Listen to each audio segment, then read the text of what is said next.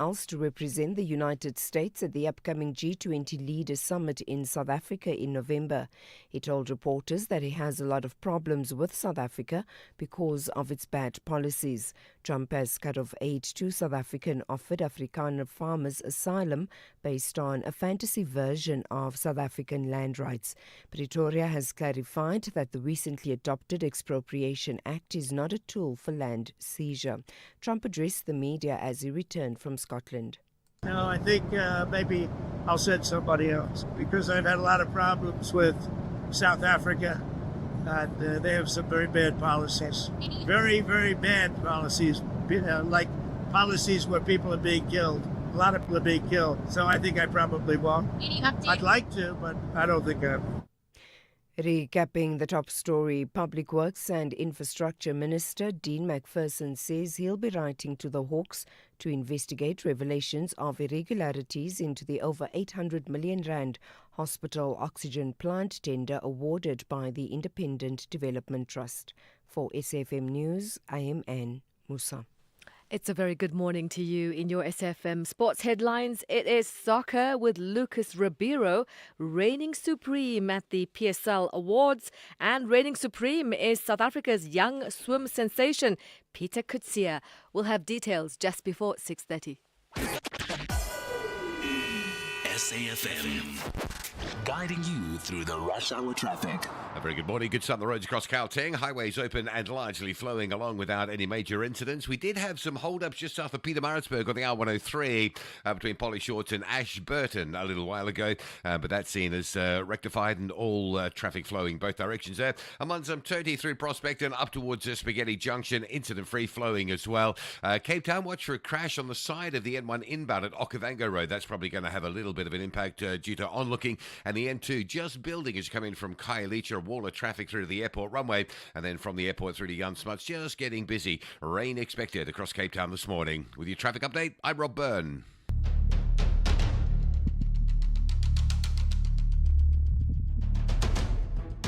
The Morning Brief with Thulasizwe Simelane. Weekdays, Monday to Friday, 6 to 9 a.m. The Morning Brief with Thulasizwe Simelane. Weekdays, Monday to Friday, 6 to 9 a.m. It's just gone 7 minutes after 6 on this Wednesday, the 30th of July, 2025. Live from our studios at Radio Park Building at SABC HQ in Johannesburg to wherever you're hearing us from this morning, in every town, in every city, township, kasi, village and hamlet. From the highways to the byways, from the hinterland to the heartland. Good morning to you and welcome to the Wednesday edition of the Morning Brief here on SAFM 104 to 107. We've got a heavy-hitting show for you in store for you over the next 3 hours. So let's get to it then. Here are some of the highlights. Here's some of what we will tell you over the next 3 hours. Commissions of inquiry, what are they good for? And importantly, do we get bang for our buck when we invest in these public inquisitory processes? That's been a question that has dominated our conversations in the past few weeks, especially since President Cyril Ramaphosa announced the appointment of the Madlanga Commission of Inquiry into criminality, executive interference and corruption in the criminal justice system. Well, this morning we'll tackle the cost of commissions of inquiry frontally after we learned that the Madlanga Commission of Inquiry, its total budget allocated by the Department of Justice and Constitutional Development is pegged at nearly, get this, 148 million rand. Was that billion? 148 million, I'm kidding. I got that wrong. 148 million rand over 6 months, right? That is the cost. So that's what has been budgeted by the Department of Justice and Constitutional Development, 148 million rand over 6 months. But what will all that money get us by way of truth and justice seeking? We'll pose that and other questions to the Commission's spokesperson, Jeremy Michaels, when we speak to him at the top of 7 a.m. And then immediately after that, we'll bring up the Zondo Commission of Inquiry into state capture. And that's because even in the conversations that you and I have been having in the last few weeks, you have juxtaposed what is being done now by the Madlanga Commission against the cost and return on investment of the Zondo Commission of Inquiry. So perhaps for comparison or even as a case study on this issue, we'll bring up the Zondo Commission, where the presidency recently told us that that commission, which cost us about R1 billion in terms of the budget and costs, has led to the recovery of assets to the tune of some 11 billion rand. So it cost us about R1 billion, but returned about 11 billion rand in recovery of assets, mainly from companies that were involved in the industrial scale corruption and hollowing out of institutions that was so pervasive at the time. So we'll speak to Advocate Paul Pretorius immediately after our conversation about the Madlanga Commission of Inquiry. We'll then talk to Advocate Paul Pretorius, and that's in the second hour of the show, in that half hour between 7 a.m. and 7:30.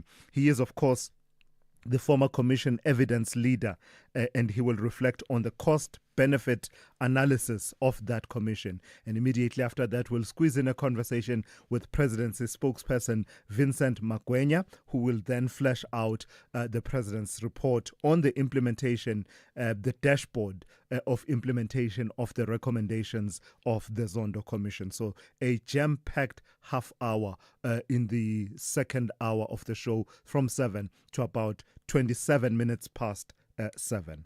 Then in the third hour of the show, and at around 20 past 8, we'll have a wide-ranging interview with the Public Works and Infrastructure Minister, Dean McPherson, who is coming into studio, I'm told. We'll talk everything from the IDT investigation report that he released yesterday that showed that a portion of the 800 million rand tender to supply oxygen to hospitals was awarded to a company that wasn't even licensed to do the work. To also talking about the scandal that is rocking the expanded public works program in the Machabeng local municipality, where we are told the project's payroll continues to fund inflated salaries for former councillors and sitting political office bearers, with those individuals reportedly earning something in the region of some 31,000 rand per month, more than 10 times the average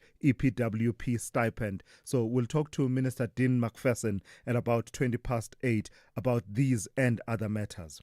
We have all of your essential and regular updates locked and loaded once again this morning with N. Musa at the news desk, Rob Byrne watching your traffic and giving it to you every 15 minutes or so. Zaikan is watching your sports, Melissa Puta with the morning brief in brief. And of course, as always, Dowling Lechela has your business, economics and market news covered. And Sipho Mantula Raz will come through at about 20 to 7 with the Africa update.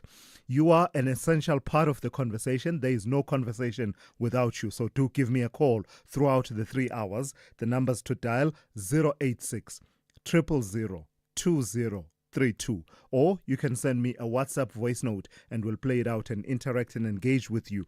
And that number for those voice notes is 061 410 4107.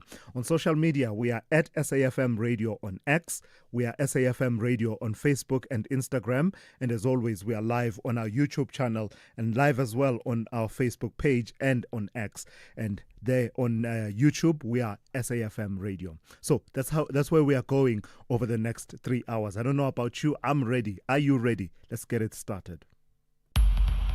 Thulasizwe Simelane on the Morning Brief. Weekdays, Monday to Friday, 6 to 9 a.m. Speaking of getting it started then, let's do exactly that with Melissa Puta, who's got your morning brief in brief once again this morning. Melissa, good morning. Let's start with... I nearly said the lifestyles of the rich and famous. The lifestyles of politicians, let's call it that. Tell me what we are gleaning from the submissions made by all 400 MPs in terms of gifts they received and properties they own. Good morning, Thulasizwe. So all 400 South African MPs have submitted their 2025 declarations on time, which is said to be a first for them. Gifts included cell phones, liquor, sheep, food parcels, books, sports, and concert tickets, as well as paid travel. So some of the notable disclosures which were mentioned was Barbara Creasy and Toko Diviza, who received luxury gifts. Ronald Lamula got whiskey, books, and artwork. John Steenhuisen declared wine and ostrich items. Julius Malema listed sheep and business interests. Paul Mashatile received gifts from embassies, while Stella Ndabeni got high-value concert and sports tickets.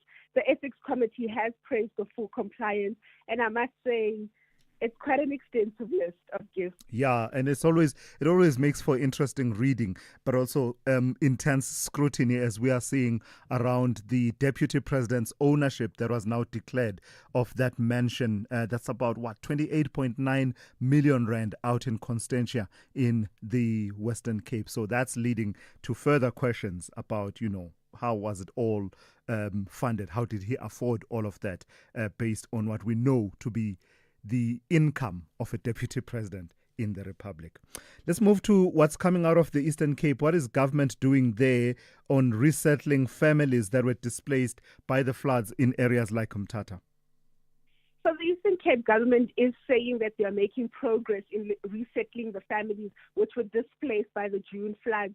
It has completed a 28 temporary household units with more under construction. A total of 89 units are expected by August with phased relocations. In King Sabata, Dalinyebo, over 470 units are planned. Land has been identified for development, and consultations with local leaders are currently ongoing. SASSA is also preparing relief vouchers to assist affected families.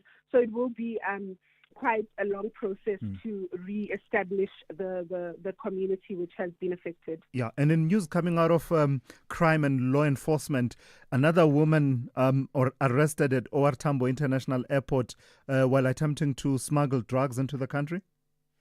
Yes, so a 25-year-old woman was arrested at OR Tambo International Airport with 4.2 million rand worth of cocaine after arriving from Sao Paulo via Doha.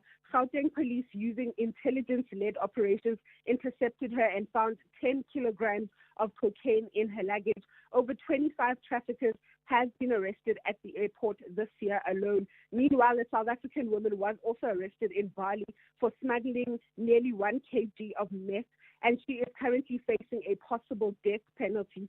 Similar cases involving South African women have also occurred in other countries like Mauritius and other countries as well. So it is quite a concerning Absolutely. It really is that phenomenon, Melissa. And you just wonder, are we getting to the kingpins of these networks, these drug smuggling networks, or are we merely, I don't know, it's important to catch those who smuggle, but I wonder if we are getting to the kingpins.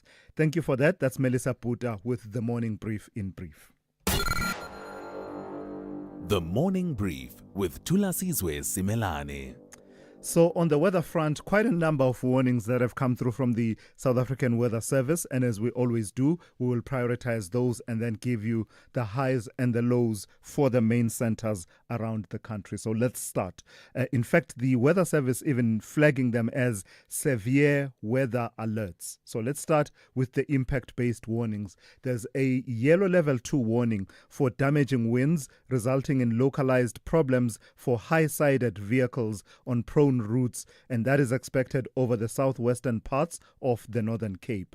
Then a yellow level 1 warning for damaging winds, resulting in localized damage to temporary structures and an increased risk of localized runaway fires. That is expected in places over the Dr. Bears Nodia local municipality in the Eastern Cape. Yellow level 2 warning for damaging winds, resulting in localized damage to temporary structures and localized power and communication interruptions. Those conditions expected in places over the Chris Hani and Joe Gabi district municipalities in the Eastern Cape. And lastly, a yellow level 2 warning for damaging waves resulting in difficulty in navigation at sea and small vessels at risk of taking on water and capsizing in locality. That is expected between Alexander Bay and Plettenberg Bay on Thursday morning, subsiding from Friday morning. The rest of your weather looks like this. Pretoria will be fine with a minimum of 3 and a maximum of 20. Johannesburg fine 2 to 19. Mbombela fine 4 to 21. Polokwane fine 3 to 19. Mahikeng will be fine with a minimum of 2 and a maximum of 19. Bloemfontein fine 1 to 18. Kimberley fine 5 to 22. Uppington will be partly cloudy and windy with a minimum of 13 and a maximum of 25. Cape Town will be mostly cloudy with morning drizzle and rain from the afternoon with a minimum of 13 and a maximum of 16. George will be partly cloudy, 17 to 25. Gqeberha, fine, becoming partly cloudy in the afternoon, 13 to 28.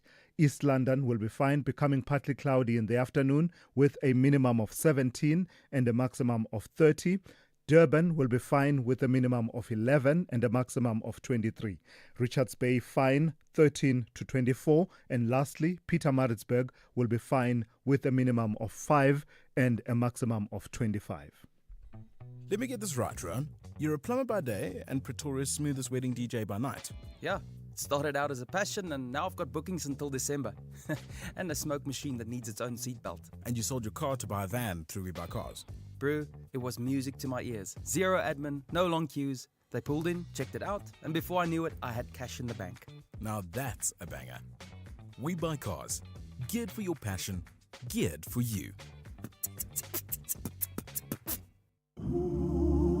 Extraordinary doesn't just happen. It's built, brick by digital brick. With every connection, every innovation, every leap forward. A cloud that scales with your vision.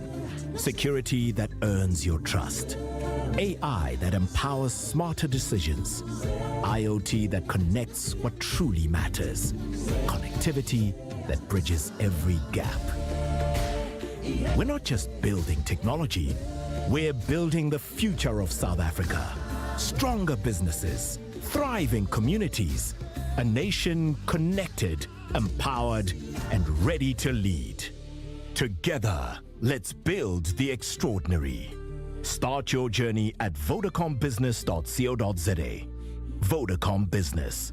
Further together.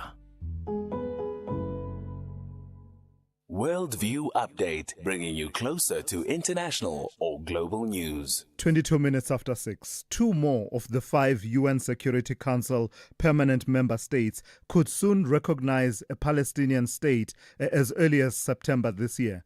This after the French President Emmanuel Macron gave a definitive commitment to the move, while the UK Prime Minister Keir Starmer has put it on the table as a bargaining chip to get Israel to commit to a truce in Gaza.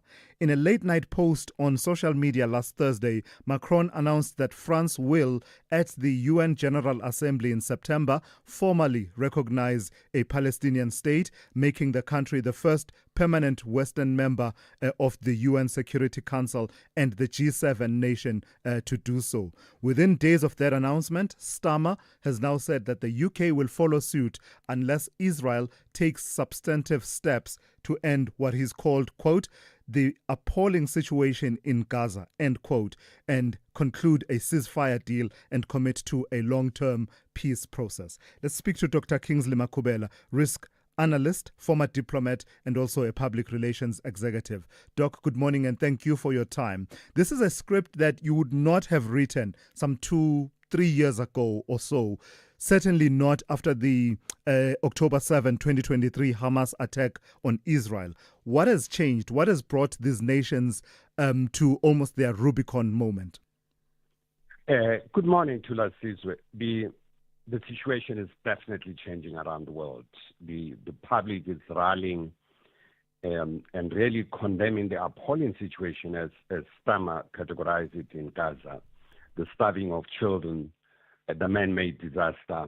The United Nations has made pronouncements around these issues.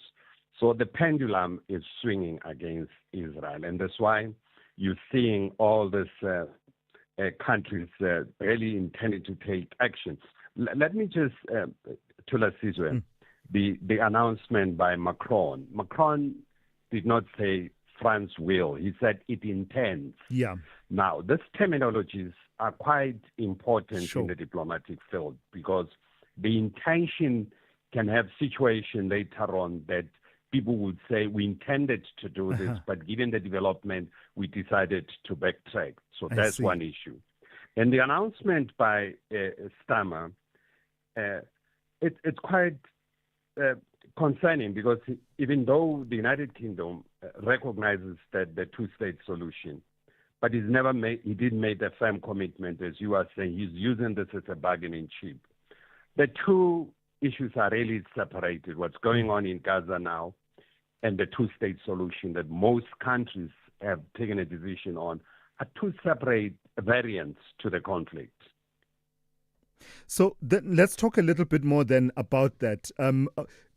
What effect is it likely to have, this leveraging of a recognition of a Palestinian state unless Israel agrees and brokers some kind of a truce in Gaza and improves the humanitarian situation?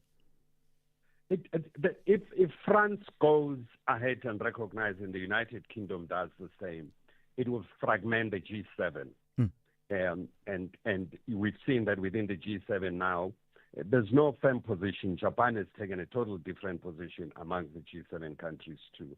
So it's likely to create a domino effect, as the French intend to do, that a lot of countries will follow suit and start the recognition. Yeah. We've seen Thulasizwe, Ireland, Norway, and Spain earlier on recognizing the state of Palestine. Yeah. So it seems the move for the recognition is really unstoppable given what Israel has been doing. Quite correctly, some time ago, President Donald Trump categorized this conflict in Gaza as a public relation nightmare for Israel.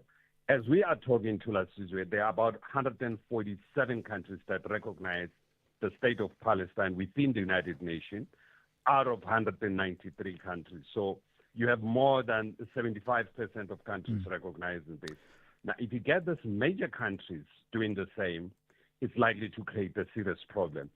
We've seen also day before yesterday, Bain Company, the Minister of Security, is barred from entering the Netherlands. Norway has taken a position that if Netanyahu was to go there, they would hand him over to the ICC. So there are a lot of developments that are taking place that are really unsettling. But most importantly, Thulasizwe, is that the announcement by Keir Starmer are made at the time that Donald Trump is visiting the United Kingdom. And I think you've seen the Prime Minister moving around with Trump. They may have discussed this issue. Donald Trump has also made pronouncement that the starvation, you can't fake it.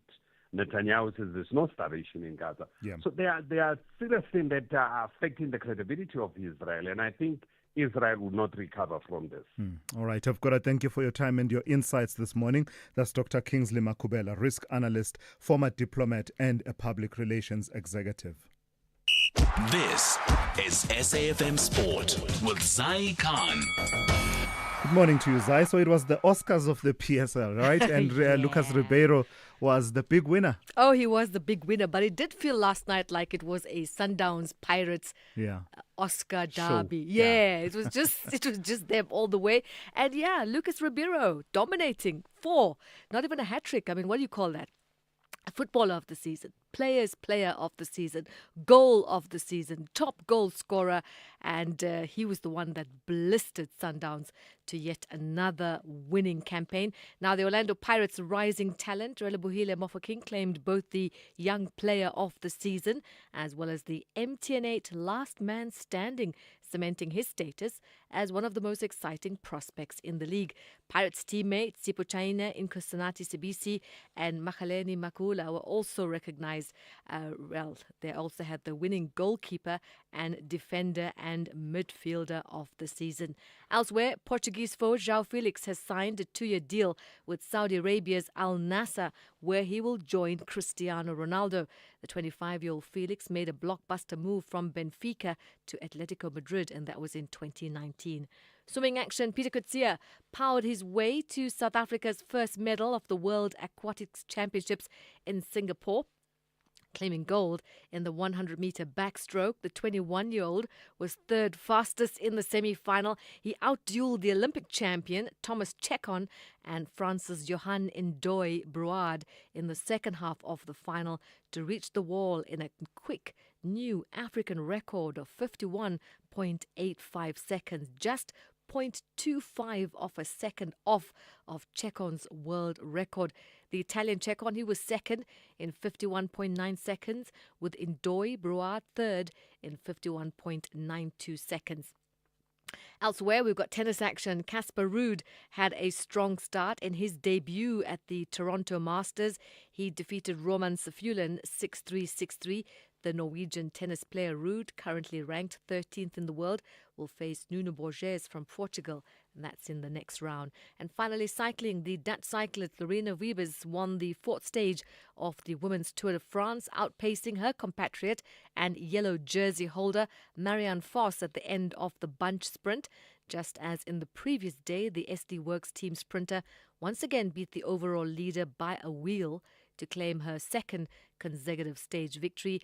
Ireland's Lara Gillespie completed the podium at the end of the stage. Cycle back, more sport, top of the hour. I'm Zai Khan. Good morning, I'm Anne Musa. In the headlines, Public Works and Infrastructure Minister Dean McPherson says he'll be writing to the Hawks to investigate revelations of irregularities into the over 800 million rand hospital oxygen plant tender awarded by the Independent Development Trust.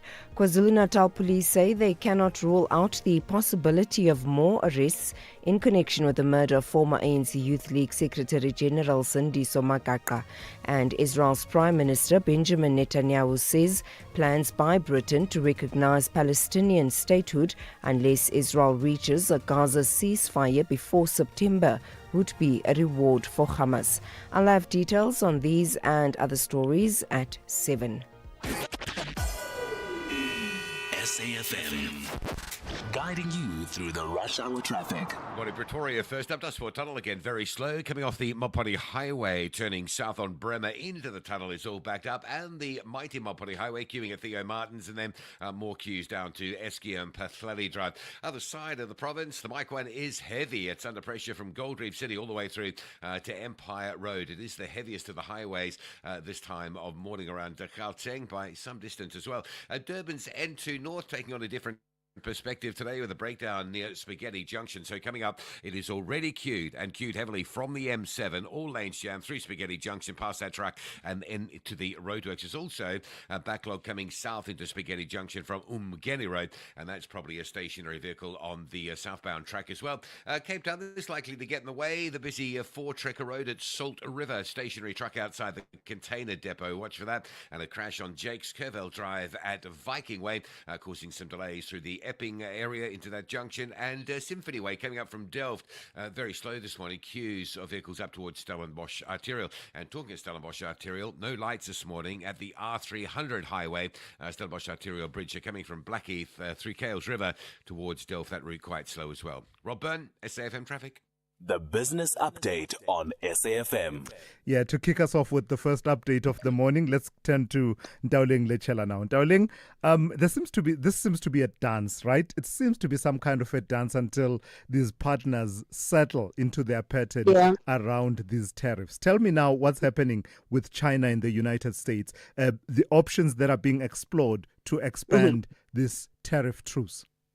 Morning, Tula. So after 2 days of talks in Sweden, no major breakthrough was made. Instead, the two nations have agreed to explore extending their 90-day tariff truce, which is set to expire on the 12th of August. Now, U.S. officials emphasize that President Trump will ultimately decide whether to extend the truce or allow tariffs to surge to triple-digit figures, potentially destabilizing global supply chains and financial markets. And just to recap on those figures, Washington threatened to impose tariffs of up to 145% on Chinese goods, and Beijing retaliated with tariffs of up to 125% on U.S. products. Now, this, of course, was before that trade truce. Now, despite securing trade deals with other countries, Trump's administration views China as a particularly complex case due to its economic influence and control over rare earth minerals. A potential collapse of the tariff truce could lead to renewed turmoil in global markets. Now, in May, both countries agreed to a temporary pause in the trade war, reducing U.S. tariffs on Chinese goods to 30% and China's tariffs on U.S. goods to 10%. However, the situation still remains volatile for now. Yeah, I can tell you now, volumes and volumes. Books will be written about this period in global trade. Speaking of that then, Dowling, tell me about India surpassing China in smartphone exports to the United States. Now, this is according to findings by a research firm called Canalys. Smartphones assembled in India accounted for 44% of U.S. imports in the second quarter, an increase from 13% in the same period last year, while the total volume of smartphones made in India skyrocketed 240% on an annual basis. This growth is largely driven by Apple's accelerated shift to India amid trade uncertainty between the US and China. Now, the company's move to India is part of its China Plus One strategy aimed at mitigating risks associated with the ongoing trade tensions. Apple plans to manufacture around 25% of its iPhones in India in the next few years, having already started assembling the iPhone 16 Pro models in the country. While Apple is leading the charge, other smartphone manufacturers like Samsung also exploring India as a potential manufacturing hub, albeit at a slower pace. Vietnam has also emerged as a key player, accounting for 30% of U.S. smartphone imports, surpassing China's share of 25%. All right, lastly, Dowling, how are the markets looking? So overnight, stocks fell into the red in the U.S. as there's been some profit taking ahead of the Fed rates decision. And with that, the Dow Jones led the losses down close to 0.5%. The mood different here at home, with the JSE closing in positive territory ahead of those big rates moves. The all share up close to 0.5% in yesterday's session. We're seeing a slight recovery in the rand as well today from levels of 1790 yesterday to 1786 this morning, and this, of course, against the dollar.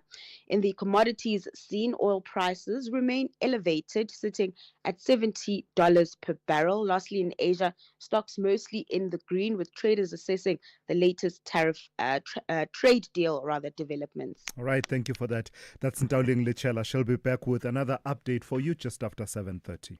Africa Update on SAFM. And for that, let's turn to Advocate Sipho Mantula. Raz, good morning. Let's start in Angola. I thought, and you can correct me if I'm wrong, I thought Angola is one of those countries with lower fuel prices. But, you know, naturally, any increase in the fuel price, particularly one as significant as 30%, would lead to some backlash. Tell me about these protests in Angola. Refreshing morning in Jumbo Africa. It's very important for us to contextualize this protest that started on Monday. Recalling that MPLA was somewhere in the uptown in Gauteng when the country was burning on this rise of the fuel prices, to us that President Joao Lorenzo had been trying to wind up what they call the fuel subsidy that was pushed by the IMF. And as you have said, we know that Angola has been having a lot of oil, to us, a lot of gas there, but Africa Development Bank in 2024 to us, it warning of the cost of energy and food, and including Angola, and they pointed out to this social unrest that we saw yesterday, that 4 people have lost their lives, 500 people have been arrested, and this was led by the taxi drivers who were striking to us, raising this issue of the rising of the diesel price by 30%, and that also pushes the high taxi fares to us. And that's how we see in Angola. After 1975, the People's Movement of the Liberation of Angola being in power, people are back on the streets to us, raising what we'll call the bread and butter issues, the socio-economic challenges of the people of Angola. Yeah, of course, the cost of living in Angola is notorious, right? For all what we say about the fuel prices having been historically low, but the cost of living overall is quite notorious. Talk to me about Alassane Ouattara. He's 83 years old and he's running for another term in office. Tulas, he have said yesterday he has ended what we call months of speculation to say that both his health and the country's constitutions allows him to serve. So I think those are the two reasons that says to him at the age of 83, he served as a candidate for the upcoming elections in Cote d'Ivoire. But that will raise concerns to us. You'll recall in 2016, he changed the term limit that allowed him to stand in office in the 2020 polls, and that's where there was contestation.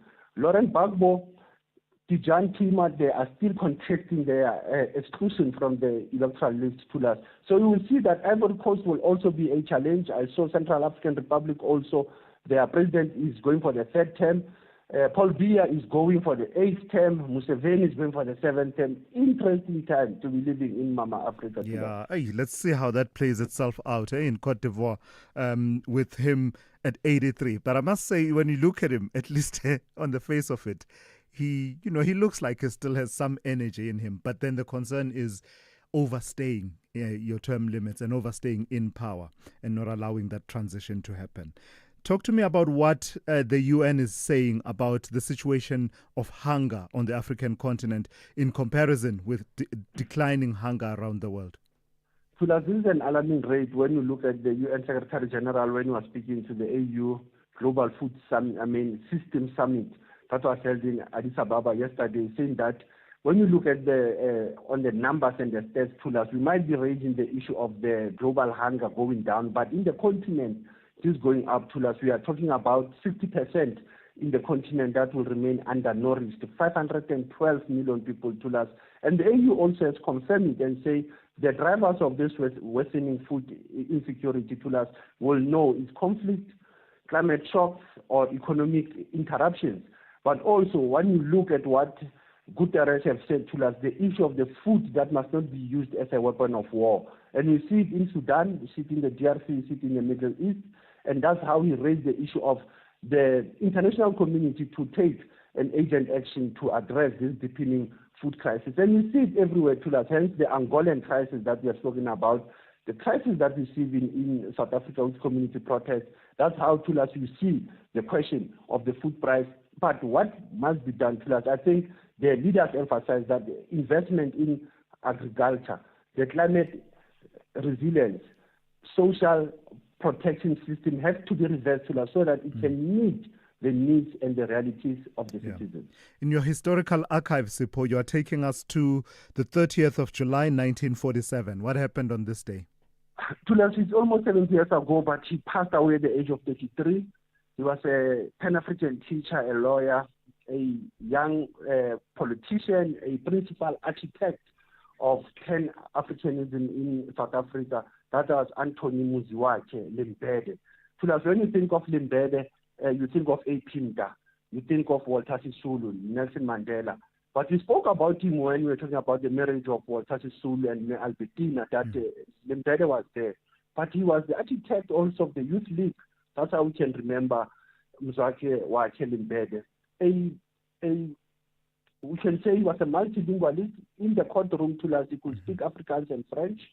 Very important that his bones were removed from Gauteng in 2002. It was exhumed to KZN, where he was reburied on the 27th of October 2002 in KwaZulu-Natal. That's where he was buried. For our listeners, if they want to get more teachings of Limbede, Edgar Robert and Luyanda, they wrote a book in 1996, Freedom in Our Lifetime, the collected writings of Anthony Muziwake Limbede. Asante sana Thulas, Eswatini in the conversation, SFM, observing the Limbede Day. Sipho, thank you for that. That's Sipho Mandula there with the Africa Update for you this morning. If If you're active on social media and love SAFM, we hope you'll take a moment to like or follow our SAFM page on Facebook and Twitter. These are the best places to find all the guest information, conversations, and stories you love from your favorite presenters, along with regular updates from SABC News. And don't forget, you can send your questions to feedback@safm.co.za. SAFM, leading the conversation. 16. Thulasizwe Simelane is streaming live now on Facebook, YouTube, and X at SAFM Radio. Yeah, that happens from time to time. Me getting ahead of myself and trying to get on with the show while other things are happening on air. Credit to the initial reporting of The Citizen on this story. The country's police have made headlines for sweeping arrests under various crime-fighting initiatives, such as Operation Chanela, a regular blitz strategy launched in 2023 targeting violent and drug-related offences. But while arrest numbers continue to soar, only a small fraction lead to convictions, raising questions about the effectiveness of the criminal justice system and the strain placed on courts and prisons. The latest figures show that since its launch, the operation has seen 3.68 million cases registered. So that's 3.68 million cases and no less than 1.2 million suspects arrested. Yet, less than 6% have resulted in convictions. And that's around 215,000 cases over 2 years. So those are the numbers. Let me repeat for you. 3.68 million cases registered under Operation Chanela. No less than 1.2 million suspects arrested. Yet, less than 6% have resulted in convictions, and that figure is at about 215,000 cases over the past 2 years. The low conviction rate highlights deeper issues, overwhelmed courts, slow trial processes, and prosecutorial caution driven by high evidentiary thresholds in our criminal justice system. So let's speak to Khomotso Ramolobeng, who is the chairperson of Parliament's Portfolio Committee on Correctional Services. Good morning to you and thank you for your time. You are, of course, on the receiving end. Well, the portfolio that you oversee is on the receiving end of the operations that we are talking about by police, by prosecutors, and other role players. Just tell me about the impact of the high arrests that we are seeing on a day-to-day basis on both the systems of awaiting trial and convicted prisoners from your vantage point. Good morning to Thulasizwe, and once again, thank you for having me on the show, and good morning to the listeners at home. Once we do encourage Operation Chanela to be able to clean up our communities and our streets, yes, you perfectly captured it, that the Department of Correctional Services becomes the receiving end of all arrests that are being made, either by Operation Chanela or any aspect that SAPS would enter into. And those people would be referred as remand detainees when they are brought into correctional facilities. Once they appear in court, and the court processes then decides that they must be remanded, must not be given bail, then they get to be sent to correctional facilities. And we refer to them as remand detainees. I would give you an overall population of inmates currently in correctional facilities, which is around 166,000. And those 166,000 are inclusive of remand detainees and those who are sentenced. And you have around 55,000 of inmates who are remand detainees who are still awaiting the court or the justice system to conclude with their cases, and around 101,000 are those already serving a sentence or who are sentenced. This speaks to overcrowding in correctional facilities. Yeah. The Department of Correctional Service, as you indicated, it's a receiving end, would do little on the system. If courts decide that it's sending Khomotso and Thulasizwe in jail, they need to receive Khomotso and Thulasizwe and prepare for a bed or for a stay of Khomotso and Thulasizwe by virtue of the court. So they can't say no. We are now overcrowded. We have exceeded our bed limits. or bed capacity. Therefore, we can't take any inmates. They need to take and make exception of the situation that they find themselves in. So that's the status of the department. Just recently, I was just thinking about it, that a country that has declared that we are in a war against crime, that we are now stepping up our fight against crime, should it complement that by building more prison capacity, or is it a matter of efficiently using what we have? For instance, the impact of the slow and sluggish, criminal justice processes, the court processes, the trials that go on, and also bail reform, where objectively some inmates awaiting trial, detainees, should not be awaiting trial while inside in a prison situation. Look, we have, whether we build more prisons or not, it still doesn't speak to certain things that we need to adhere to, both as a department and sister department, or departments that are interrelated to the Department of Correctional Services to assist with dealing or mitigating overcrowding. And I speak on this because Section 49G of the Correctional Service Act provides that a maximum incarceration of a remand detainee must not exceed 2 years. But you currently are sitting with remand detainees who have more than 2 years, who have not set their day in court. Why is that? So it's the judicial services, which again, Section 62F of the Criminal Procedure Act provides that if a remand detainee, if a court has given bail to a remand detainee, at any stage that bail can be augmented, perhaps refer the person or to be placed under supervision or under a probation officer under correctional correctional services. So we have not yet entered into a space where both department and sister department are adhering to certain legislation. And in speaking to this, we as the portfolio committee, based on referrals that the Department of Correctional Services would have sent to the judicial magistrates courts on this impeachment of Section 49G, 62F, including 63A, on referrals that they're making to try and mitigate the issue of overcrowding, one, and also to deal with remand detainees who have been placed longer when they shouldn't. And the slow referrals or the slow processing rate by the Department of Justice has been not quite satisfactory, to such an extent that as the portfolio committee, we took a decision to invite the Minister of Justice and Constitutional Development to talk to all the sections that I've alluded to, Section 62F and Section 63A of the Criminal Procedure Act and Section 49G of the Correctional Services Act, on those referrals, on how are they going to assist the department, who is that we are sitting with inmates that have bail less than 300 rands or less than 500 rands that we equally need to talk to. If it's petty crimes, why are we not putting them under supervision, or maybe refer them to correctional, community service or something like that? We need to come up with ways to try and mitigate some of this. But serious crimes, they need to sit and appear before court. But the justice system equally needs to assist us in that, because you can't place someone for more than 2 years and they've not appeared in court, but you are saying that person must await. Await for what?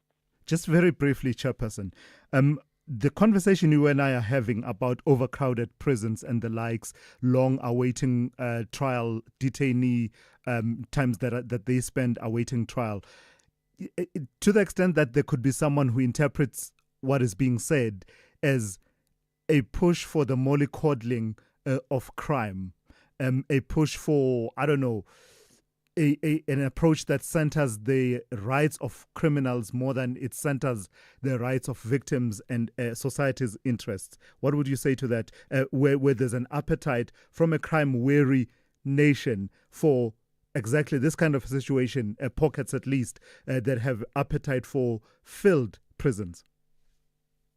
Look, it's a catch-22 situation, Thulasizwe. When you make arrest, our justice system must be efficient enough that when an arrest is made by SAPS and the person is taken to court, there should be sufficient evidence that places that person to either be guilty or not be guilty. But our systems, our court systems must assist us to an extent that a person can't go for trial for more than 2 years or 3 years. But I think the Portfolio Committee of Justice is better placed to be able to talk to that, including the department. But I would speak on what the impact does in correctional facilities. All right. We can build more prisons, but I can tell you now, with how our crime rate still continues, we'll still find ourselves overcrowded even on those prisons that are being built. So something ought to give, and something needs to be done. And this needs to be done throughout the justice cluster, which is inclusive of SACS, correctional, justice, international relations, home affairs on foreign nationals, who talk to one another to be able to alleviate some of those pressures, not for correctional, but also for our country at large in terms of the statistics on crime. Thank you for your time. Let's leave it there for this morning. That's Khomotso Ramolobeng, who is chairperson of Parliament's Portfolio Committee on Correctional Services. SAFM, guiding you through the rush hour traffic. Very busy Wednesday on the mighty Mopuri Highway coming to Pretoria. Currently queuing from Theo Martins all the way down to Eskia and Pathlani. Heavier than normal through there. N1 is incident-free, but it is busy on the usual rundown through towards New Road. And the N3 coming up from Alberton, Germiston, under pressure on your way towards Galulis this morning. Durban, the N2, north and southbound around Spaghetti Junction is heavy. There was a breakdown on the northbound side which backed things up. That's been cleared, but there's now a crash between the M7 and Spaghetti Junction. So from the cement factory, that N2 is really extreme all the way through Spaghetti Junction, past the crash and up towards Westwood Mall, and then southbound currently standing from Inunda Road down into 4-level Spaghetti Junction as well. So it is heavy both ways, but particularly northbound. The N13 out of Hillcrest, slow towards Gillets on your way to Kloof today. We'll keep an eye on that one for you. And Cape Town, bit of rain due into the region, so motorists travelling earlier rather than sort of normal times. It is very busy, particularly the M5 from Parkwood, Southfield, all the way through to Cooper. Get a change. N2 from the airport back through towards Hospital Bend. And two big lights out this morning. Marine Drive at Boundary Road. That's queuing traffic towards Lagoon Beach coming from Milnerton. And the Stellenbosch Arterial R300 lights are off as well this morning, causing delays out of Blackheath towards Delft. Rob Byrne, SAFM Traffic. Do great solutions start with good conversation? SAFM, leading the conversations that move us. Issues coming out of the transport sector now, and the country's e-hailing industry is bracing for disruption as drivers across the country prepare for a national strike over what they call exploitative working conditions and government inaction in reaction thereto. The warning comes from the National E-Hailing Federation of South Africa, NEFSA, which says the country is on the verge of the largest coordinated protest action yet by Uber, Bolt, and other app-based drivers. Let's speak to Elijah Uhuru Lekhoane, who is president of the National E-Hailing Federation of South Africa, NEFSA. Good morning, and thank you for your time. What has brought us to this point? Why are we talking about the biggest strike by a national strike by e-hailing drivers in the country? A very good morning to you and your listeners. The reason we are talking about the national shutdown is because of exploitation. You just alluded to that fact already. We are talking about a 35% drop in fares since 2016 to now. We are talking about the deactivation of our drivers from the platform without due process being undertaken. We are talking here about the phasing out of our vehicles, like 5 years old, despite the fact that those vehicles are still under installment payments. Those are the reasons why we are taking to the street. So expand on that a bit. There's something that you're talking about, phasing out, for instance, of vehicles that are still under finance. How does that work? Is there a time frame within which a vehicle is phased out in terms of the rules of these e-hailing platforms, but it doesn't coincide with that vehicle having been paid off? Of course, yes, my brother. You know, South Africa, as a starting point, we have a very expensive vehicle pricing. That's the starting point. So whenever we make commitments with banks, already at that very point, we're owing a lot of money. And sometimes we are buying these very good used vehicles. Others are brand new vehicles that we are buying, putting into the market. And some, even within a space of 5 years, they are already phased out. What we're saying here today to you is that these companies, they wake up in the morning, they just decide without consulting with us to say that they're facing this car because it's now 4 years old. The reason about that predicament is that what then happens to you who owes the banks? How are you going to be able to pay the bank? That's precisely the reason why we are saying we need that system to be phased out. To be eradicated. Is this not a situation where you want to almost behave like the minibus taxi industry where, vehicles that are not suitable? For instance, wasn't that part of the ground rules that these e-hailing platforms require a quality vehicle at all times to be maintained? That's entirely incorrect, my brother. There are cars that are now, that car was bought in 2020, and today it has less than 80,000 kilometers in it. How would you then qualify your argument to say that it's not fit to be driving the people? We are using these cars every day. The safety for people comes first to us. The same as our safety. Remember, it's not only the rider and the public that uses these vehicles who will suffer if there's any fatal accident. Yeah. We're also going to suffer from that. So we are mindful of that. Hence, we are saying that there should be a consultation so that we can be able to explain and check the fitness of the vehicles to be driving on the street. We will not sit here and say, even a Korokoro must be driving. We have hardly seen Korokoro in our platform. So I don't think that argument you're advancing now makes any material sense. All right. Thank you for your time this morning. That's Elijah Uhuru Lekgoane, who is president of the National E-Hailing Federation of South Africa, NEFSA. Let's go straight to N. Musa with the latest news. Outsurance will go out of their way to try and save you money on your car insurance. If they can't, ask for 500 Rand. Time to switch and save. Call 08600 60,000 today.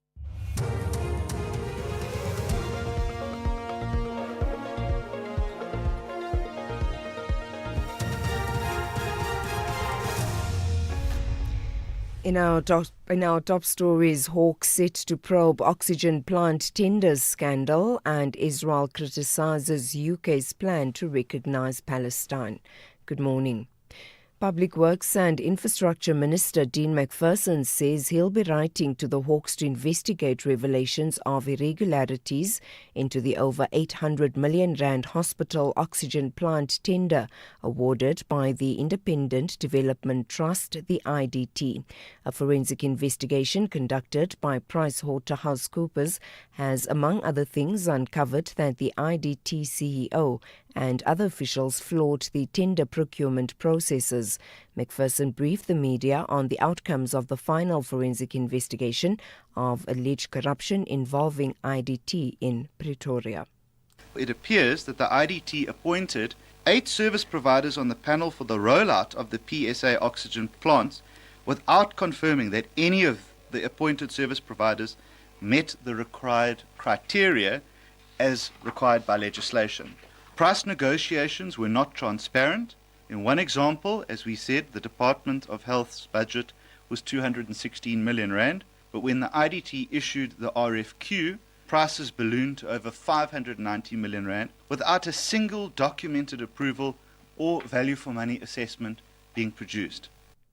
6 Northwest municipalities have had the equitable share allocations withheld by National Treasury. The affected municipalities are Tswahing, Getleng-Rivier, Naledi, Makhwasi Hills, Tutsubotla and Mamusa local municipalities. The municipalities have been instructed to furnish National Treasury with proof of payment or payment arrangements with third-party service providers.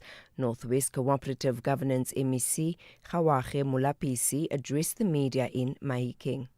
Tutsubotla has not yet received its equitable share allocation, and the municipality has, however, committed to paying the third party a tranche payment amount of 15.6 million was released on Friday. Mamusa also has committed to pay SARS an outstanding amount of 7.7 million once the equitable share is received, and the remaining balance to be settled of 2.5. The 7 million is to be paid as and when the equitable share is received. KwaZulu-Natal police say they cannot rule out the possibility of more arrests in connection with the murder of former ANC Youth League Secretary-General Sindiso Magaka. Former Mzumkulu Municipal Mayor Zwelipanzi Skosana appeared in court yesterday following his re-arrest in Durban on Monday. He was arrested in 2018 alongside the mayor, who has since died, a businessman, 2 former police officers and a hitman. However, the charges were later provisionally withdrawn. Police spokesperson Robert Nechuhunda says the investigation is ongoing and will determine future arrests. The investigations will determine that, and what happens in court will also determine that. But what we have for now, we believe that we are mostly towards the end, believing that the mastermind could be the mastermind, or somebody who could have ordered the hit could be the one we have in custody. Hence the charge of conspiracy to commit murder and the charge of murder. We cannot rule out any possibility of more arrests, because when we made this arrest, we were still expected to investigate further, and those investigations might lead us in that direction. A family in Alexandra, north of Johannesburg, is living in fear. A father who allegedly raped his 16-year-old daughter is harassing them to drop the charges against him. The 41-year-old man was arrested earlier this year. The NPA says he has abandoned his bail application and was remanded in custody. The family says the accused has been phoning them, asking them to drop the rape charges. The teenager's sister says since the incident, she is facing health complications and not doing well at school. We all found out this year in April, when my younger sister went to report the matter to the police without telling us. I believe this allegation because he nearly tried it with me when I was living here with them. I never thought that he would do this to his biological daughter. We want justice from all these as a family. We are scared for our lives. This has damaged my sister's life. Right now, she cannot even hold her urine. And finally, Israel's Prime Minister Benjamin Netanyahu says plans by Britain to recognize Palestinian statehood unless Israel reaches a Gaza ceasefire before September would be a reward for Hamas. Netanyahu says the announcement, which marks a major foreign policy change for Britain, would mean the appeasement of jihadists. The BBC's Paul Adams reports. The government will have expected plenty of pushback at home and abroad, and so it has proved. Israel's Prime Minister Benjamin Netanyahu said Sir Keir Starmer had rewarded Hamas's monstrous terrorism and punished its victims. This despite the fact that Sir Keir has explicitly called on Hamas to release hostages, disarm and abandon any thought of playing a role in the future government of Gaza. Recapping the top story, Public Works and Infrastructure Minister Dean McPherson says he'll be writing to the Hawks to investigate revelations of irregularities into the over 800 million rand hospital oxygen plant tender awarded by the Independent Development Trust. For SFM News, I am Anne Musa. Outsurance will go out of their way to try and save you money on your car insurance. If they can't, ask for 500 Rand. Visit outsurance.co.za today. You always get something out. Looking for some feel-good news? Jermaine, a 43-year-old man, feels like a winner because he switched to Outsurance and now saves a mind-blowing 360 Rand a month on the insurance for his 2021 Mazda 3 1.5 Dynamic. Get a quote today and see how much Outsurance could save you on your car insurance. Call 08600 60,000 or visit outsurance.co.za. You always get something out. Licensed insurer and FSP. T's, C's and information online. It's a very good morning to you. In your SFM Sports Headlines, Rugby, the Springbok coach Rassie Erasmus laser focused on Australia as the Rugby Championship kicks off. And soccer news, Mamelodi Sundowns Lucas Rabiro, the big winner at the PSL Awards. Details just before 7:30. SAFM.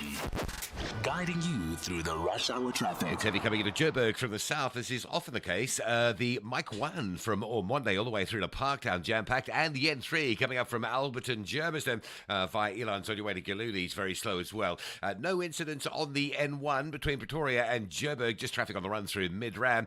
Durban, real pressure today. A crash on the N2 North before Spaghetti Junction. That's pushing a queue all the way back through towards Cement Factory. That is heavy. If you're coming up from Umbilo, or if you're coming from Umlazi, Chatsworth off the South Coast area on that run through Spaghetti Junction. Big traffic this morning going north, southbound, pretty heavy as well. Queuing from Inanda Road down towards 4 Level. There's also heavy pressure between Hillcrest and Kloof along the M13 route, heading towards Gillets from Hillcrest. Very slow. Cape Town crash, Viking Way at Jake's Curvell Drive, so all sorts of delays in Epping there. And two big lights out. The R300 Stellenbosch Arterial Bridge, that's down. Delays from Blackheath and Marine Drive at Lagoon Beach, junction with Boundary Road. Lights out, heavy coming in from Milnerton. With your traffic update, I'm Rob Byrne.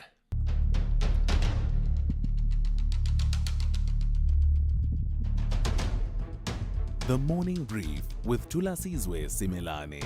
Weekdays, Monday to Friday, 6 to 9 a.m.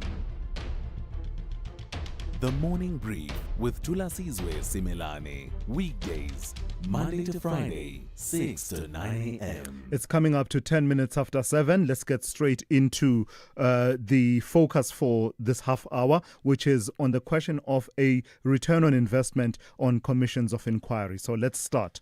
The Department of Justice and Constitutional Development revealing that the Judicial Commission of Inquiry into allegations of political interference and corruption and criminality within the South African Police Service and other agencies, that the budget for that is projected to cost about 147.9 million rand over 6 months. The commission was initiated and announced by President Cyril Ramaphosa in response to serious claims by KwaZulu-Natal Police Commissioner Lieutenant General Nhlanhla Mkhwanazi.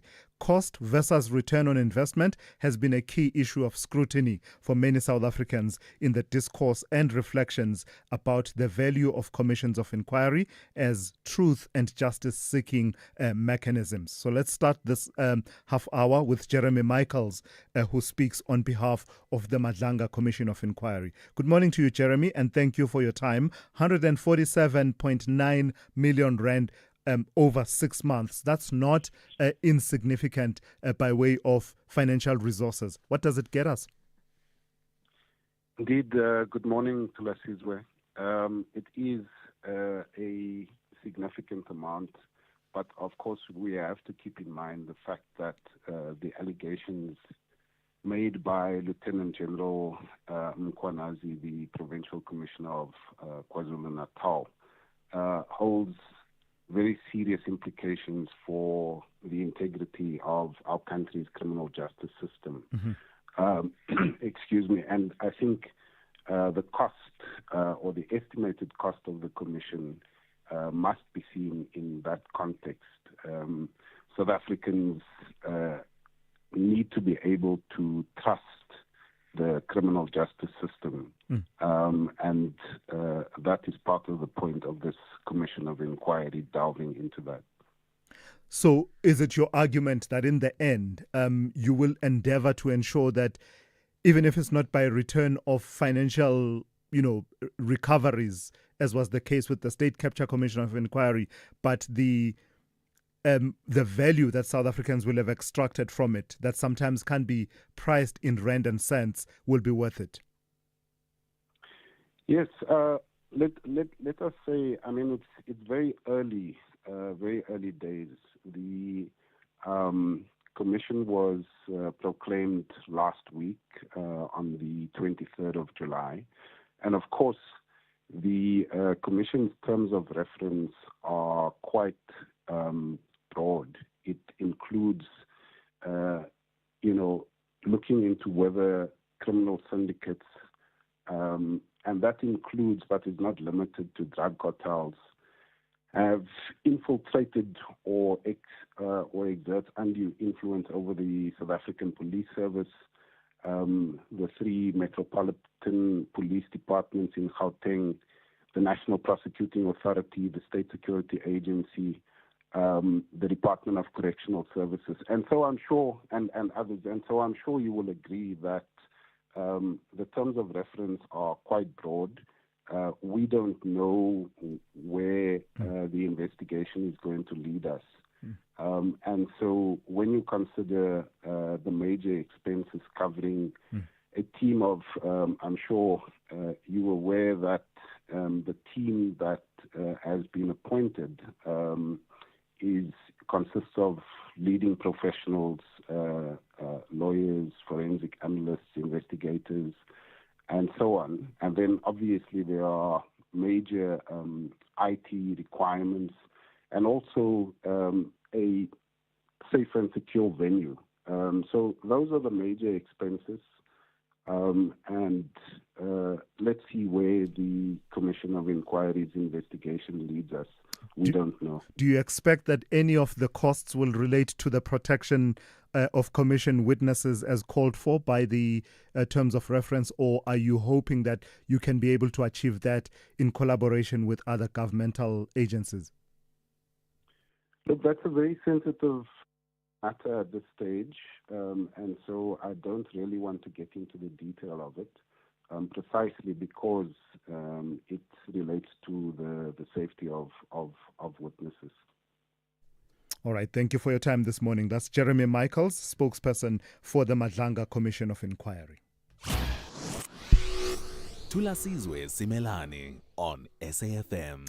Of course, on Monday, the presidency releasing its latest progress related to progress report, on implementation of the actions outlined in President Cyril Ramaphosa's 2022 response to the State Capture Commission of Inquiry. The report submitted to Parliament outlines substantial progress in prosecuting state capture cases, recovering stolen funds, and implementing structural reforms across key institutions to prevent future corruption.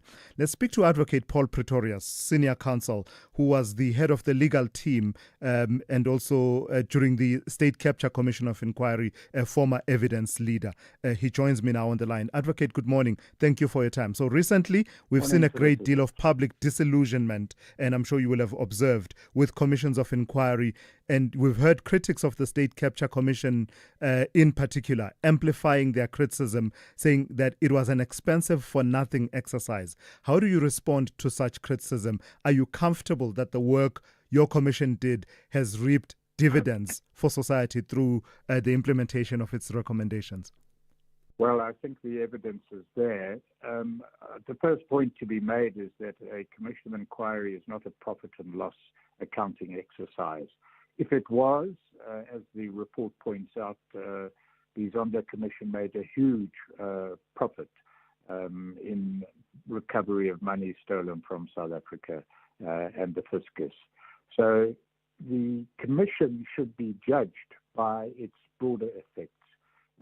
It was necessary for the Commission to be established and to report in order to stop the state capture rot, the particular state capture rot that was happening at the time, which was affecting all of our society and costing it billions. The Guptas are no longer here. The Basasa exercise, also costing South Africa billions, has gone. It was necessary to tell the South African public what was happening in our society and to deal with it. The question of implementation of recommendations is another question. A commission has no power to do that, and it's up to the executive to ensure, and Parliament to ensure implementation of recommendations. The fact that that has been called into question, that aspect of the Commission's work, its recommendations and their implementation, is another story. But what the Commission did do was to change the mindset of South Africans. The revelations alerted South Africa to what was happening in a democratic country and conscientized them and affected their attitude towards what was going on and the powers that be that had allowed it to happen. Yeah.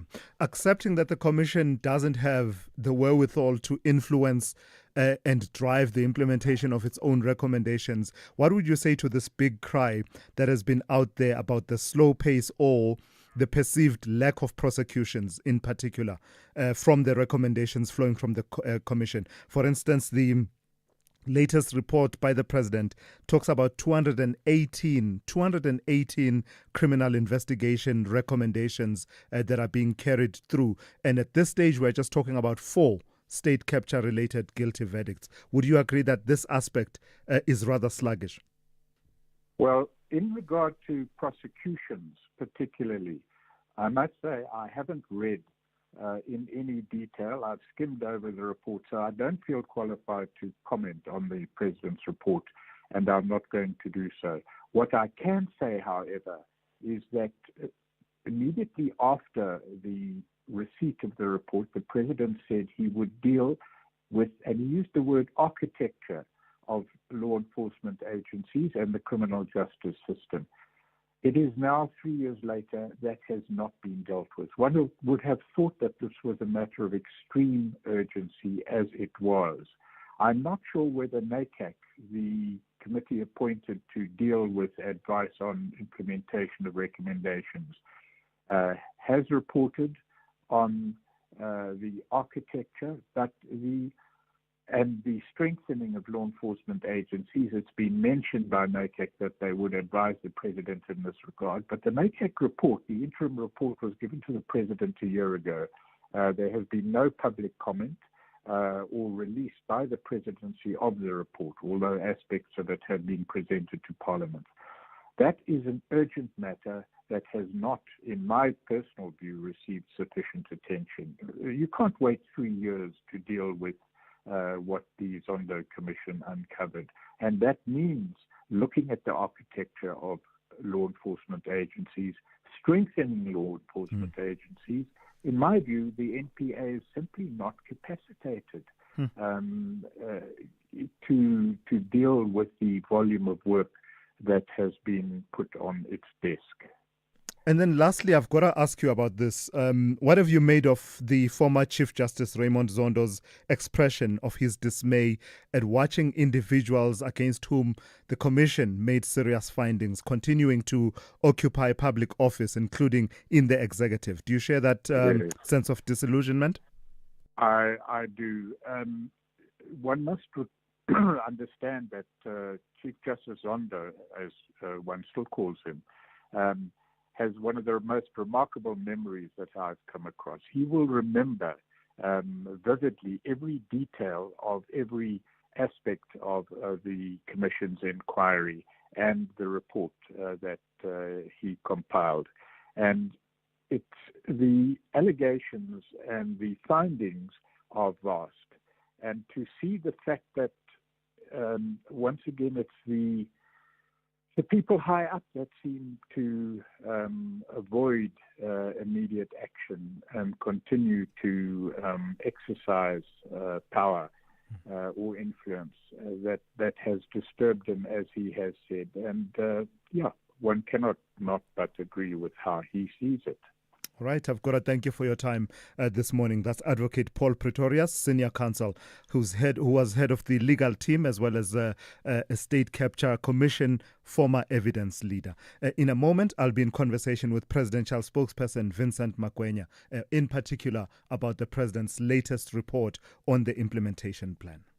Keeping your family healthy this winter can feel like a daunting task. Try the Lung Shield range. It includes capsules to support healthy lungs and immunity, a syrup for kids that supports the immune system and promotes lung health, and an effervescent with 13 essential ingredients to optimize immune function. Put your family's health first this winter with the Lung Shield range. Available without a prescription at leading pharmacies. Lung Shield, prescribed by doctors, recommended by pharmacists. What does extraordinary mean to you? Is it enabling world-class healthcare through telemedicine? Or empowering the delivery of water and electricity through smart meters? AI, cloud, enterprise apps, IoT and security. One seamless ecosystem. Together, let's build the extraordinary that sustains today and protects tomorrow. Start your journey at vodacombusiness.co.za. Further together, Vodacom Business. The Morning Brief with Thulasizwe Simelane. All right, let's continue with that conversation about the status report, the dashboard, as it were, of progress in terms of implementing recommendations of the State Capture Commission of Inquiry. I'm joined now by presidential spokesperson Vincent Magwenya, who's been listening to some of that conversation we've been having this morning. Vincent, let's start with the report talks about 60 actions that were identified when the final report was handed over to the president about 3 years ago, and they were outlined in the response plan of the president. 29 of the 60 action plans, representing some 48%, are said to be complete or substantially complete. Many would say that that's just not good enough. Good morning, Thulasizwe, and good morning to your listeners.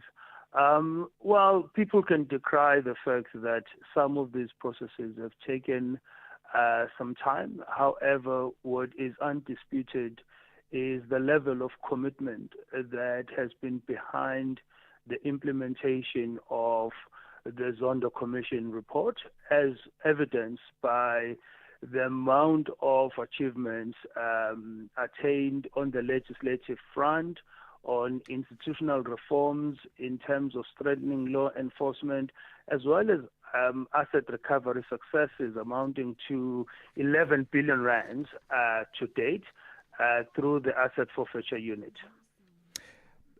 Let's talk a bit about the criminal prosecutions, Vincent. And I know that that's a domain that's outside of the president's control, in that, you know, it's with the NPA, for example, in terms of bringing cases to court. But would you agree that the frustration of South Africans is warranted? 218 criminal investigations said to be in progress, only 4 convictions. Well, so this is where you will imagine that there is a level of complexity that's involved in that process, because those matters have to be prepared for prosecution.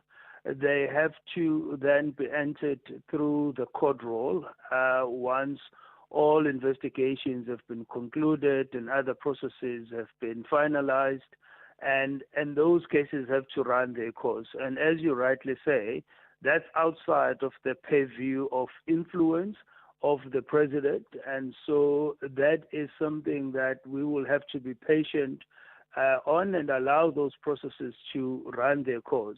You will also know that some individuals who are implicated in the final report of the Commission have taken the report on review, which is something that's provided for within our legal system, and that will naturally, obviously, slow down those matters in terms of reaching final conclusion.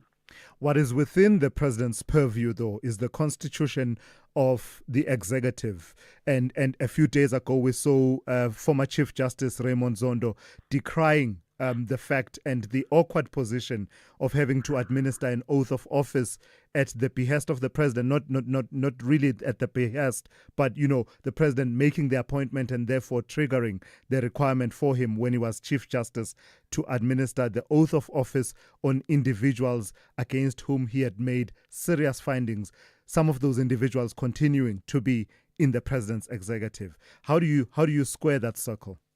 Well, again, former Chief Justice Zondo will appreciate that those individuals have rights accorded to them in terms of due process. What they've done correctly so is to exercise those rights by taking the report on review. And until such time those matters are concluded, the president could not take any punitive action against them. Not appointing them as ministers when they qualify to be appointed as ministers on the basis of being implicated in the Zondo Commission report will have been punitive. And until such time that those matters are concluded, those individuals are charged, the president will have acted unfairly in not considering them for appointment into the national executive. Is it your submission that as we speak, there are active review proceedings that have been instituted by, because it's a small number of individuals, the likes of Minister Gwede Mantashe, Deputy Minister Mahlobo. So is it your argument that we can find an active case where they are taking it on review, hence this sort of wait-and-see approach from the president? It's not even an argument, Thulasizwe, it's a fact. That's what they've done. That's the rights they've chosen to exercise. And as I've said, until such time those matters are concluded, the president will have no reason to act in a punitive measure against them. All right. Thank you for your time this morning. That's Vincent Magwenya, presidency spokesperson. This is SAFM Sport with Zai Khan. It's a good morning. Let's start with Springbok coach Rassie Erasmus laser focused on Australia as the Rugby Championship kicks off despite talk of a historic Eden Park clash with the All Blacks. Erasmus says the Wallabies are his priority after their physical showing against the British and Irish Lions. He's trimmed the Box squad from 50 to 37 players, cutting their holiday to sharpen conditioning and tactics. The Box host the Wallabies at Ellis Park on the 16th of August before the return clash in Cape Town a week later. Let's hear from Rassie Erasmus. No, obviously the first 4 matches we played, was always going to be not as tough as the Rugby Championship.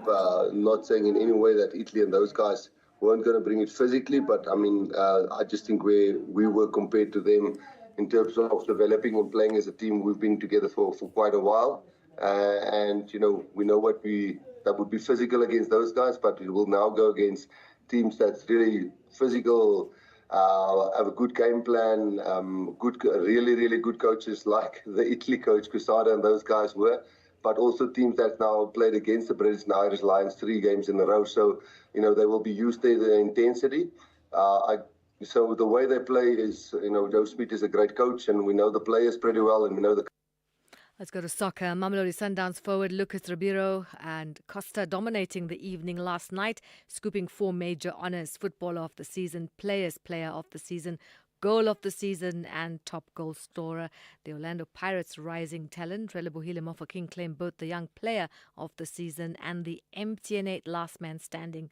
On to cricket, a century by Mohamed Bulbulia helped power South Africa's under-19 men to a second win in 3 games in their Youth One Day International Tri-Series, the latest victory by 107 runs coming against host Zimbabwe in Harare yesterday. And finally, swimming, Peter Coetzee powering his way to South Africa's first medal of the World Aquatic Championships in Singapore, claiming gold in the 100-meter backstroke yesterday. We'll be back. More sport, top of the hour. I'm Zai Khan. Good morning, I'm Anne Musa. In the headlines, the Constitutional Court will today hear an urgent application lodged by the MK party to have President Cyril Ramaphosa reverse his decisions to place Police Minister Senzo Mchunu on leave of absence, appoint Feroz Kachalia to act on his behalf and establish a judicial commission of inquiry. A report by PwC into the controversial 800 million rand PSA oxygen plant tender has revealed what the Minister of Public Works and Infrastructure, Dean McPherson, is calling a monumental failure in governance and adherence to policies. And today is the World Day Against Trafficking in Persons. This year's event will be observed under the theme Human Trafficking is Organised Crime, End the Exploitation. The Deputy Minister Andrew Snell says the day is dedicated to ending human trafficking. I'll have details on these and other stories at 8. SAFM, guiding you through the rush hour traffic. Good morning. We started Soweto with very heavy traffic along Chris Hani this morning, both in and out of Soweto around Barra Hospital. It could be traffic lights out, but it could be some other issue at the entrance to the hospital, but it's very heavy. If you're coming in or out of Soweto, it might be a good idea just to avoid Chris Hani. N1 North after Bayers Nordia, queuing to Malabongwe, looks like an issue on that section today. The N1 South between Pretoria and Joburg, there is a bottleneck coming again from Montana down through towards the N4 highway, very slow through Storenville Road. And then as you get down through the Midrand section, no incidents, just traffic pressure down as far as New Road. The N14 Krugersdorp highway, heavy up towards Brockfontein interchange as well. Durban having a jam-packed run into Spaghetti Junction both ways today. A series of crashes and breakdowns a bit earlier has paid sort of due to any free flow there. It's heavier than normal. The N2 is backed up from the cement factory northbound. That is really heavy across all lanes. And then southbound from just after Queen Lundy Drive, you'll pick up a queue over Umgena Road and down into 4 Level as well. Some roadworks on the Southern Freeway near Clarewood, so very slow from the Jacobs area. Cape Town traffic today, Marine Drive, no lights at Lagoon Beach. That's an extra problem. You'll sit from Tableview through to Racecourse Road, coming into Milnerton, and then pretty much from the high school all the way down through to those faulty lights at Boundary Road. N1 from Plattercliff down to Woodstock is quite heavy today, and plenty of traffic on the M5. It's solid from Parkwood, Southfield area, all the way through to the Kuberg interchange. Rob Byrne, SAFM Traffic. The Business Update on SAFM. Let's say good morning once again to Ndauling Lechala. Ndauling, let's talk mining in the first part of your report in this hour. Tell me about depressed iron ore, the depressed iron ore market and its impact on Kumba. That's right, Tula. So what we're seeing is downbeat iron ore prices weighing on counters like Kumba Iron Ore, and just reflecting on the 6 months that was, Africa's largest iron ore producer reported a 4% decline in revenue to 34.5 billion rand. Despite a 3% increase in sales volumes, the company's revenue was impacted by iron ore prices remaining under pressure. Earnings in the meantime were flat. Now, the turbulent iron ore market is attributed to U.S. tariffs and retaliatory Chinese tariffs, resulting in a 7.43% decline in iron ore prices over the past 12 months. Now, despite this, Kumba CEO Mpumi Zikalala remains optimistic about the company's prospects. The company is pinning its hopes on its new ultra-high dense media separation technology, which is expected to boost output and extend the life of its Sishen mine. Now, Kumba says this technology, which has cost 11.3 billion rand to implement, should improve margins by increasing the amount of iron ore extracted. In addition, the promise of third-party access to SA's rail network has provided some encouragement. Kumba says there have been some improvements at Transnet, reporting an 8% rise in second quarter sales, with ore railed to the Saldanha Bay port increasing by 4% to 18.9 million tons. And tell me about Boxer packing quite a punch with some new stores. That's right, Silas. The value grocery retailer is aggressively expanding its store footprint. Boxer has opened 17 new stores, including 7 superstores and 10 liquor stores in the first 4 months of its 2026 financial year. This brings its total store count to 525 locations, including 308 superstores, 162 liquor stores, and 30 building stores across South Africa and Eswatini. Now, Boxer's plan is to open 60 new stores in the current financial year, comprising of 25 superstores and 35 liquor stores, as part of its strategy to increase market share and strengthen its presence in underserved communities. Now, the company's recent financial update reflects the success of its expansion plan, with a 12% increase in turnover and 3.9% like-for-like growth for the 17-week period ending June the 29th. Despite internal food inflation, Boxer remains confident about meeting its low teens turnover growth target for the financial year, driven, of course, by its store rollout program and the like-for-like momentum. How are we looking on the market front at this hour, Ndauling? Kicking things off in Asia, stocks mostly in the red as traders remain cautious and seem reluctant to make big moves as they watch developments on the tariff front. The Hong Kong Hang Seng shedding over 0.6% this hour. Then over in the US, futures are flat. Uncertainty remains to be the name of the game on that front, with investors eyeing a Fed rates decision. Policymakers will make their move later this evening. And then coming back home, a rebound in the JSE yesterday, with the all-share up over 0.4%. Looking at currency markets, the rand making slight gains at 17.87 to the dollar this morning. And then over in the commodities scene, oil prices remain stable, trading at $70 per barrel. All right, Ndauling, thank you for that. We'll talk to you just after 8:30 for that final report, in which report, of course, Ndauling always gives you a sense of the kind of day you can expect in the markets.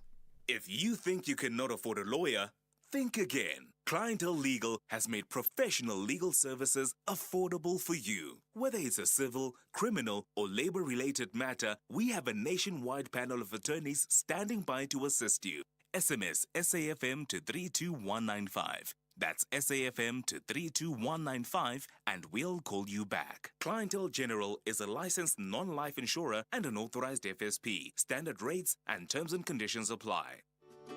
From the shows that bring us laughter to the moments that inspire us, your SABC TV license makes it all possible.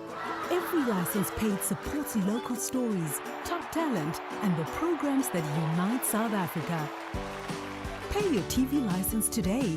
Visit tvlic.co.za or your nearest retail outlet. Hashtag your screen, your story. Together, we make it happen. Call Thulasizwe now, 086 000 2032. I've got to say that I appreciate the fact that I'm inundated with your views. I'm just looking at the WhatsApp line. It's just flooded with responses to the conversations we've had this morning. So if I pull back a bit and I'm not as engaging as I ordinarily would be, don't take that as me being, disengaged. It really is about letting 100 schools of thought contend. So with that said, then, let me play you one or two voice notes. Let me play two that have to do with the State Capture Commission of Inquiry, and then one that raises a different matter that has to do with the Reserve Bank's Monetary Policy Committee.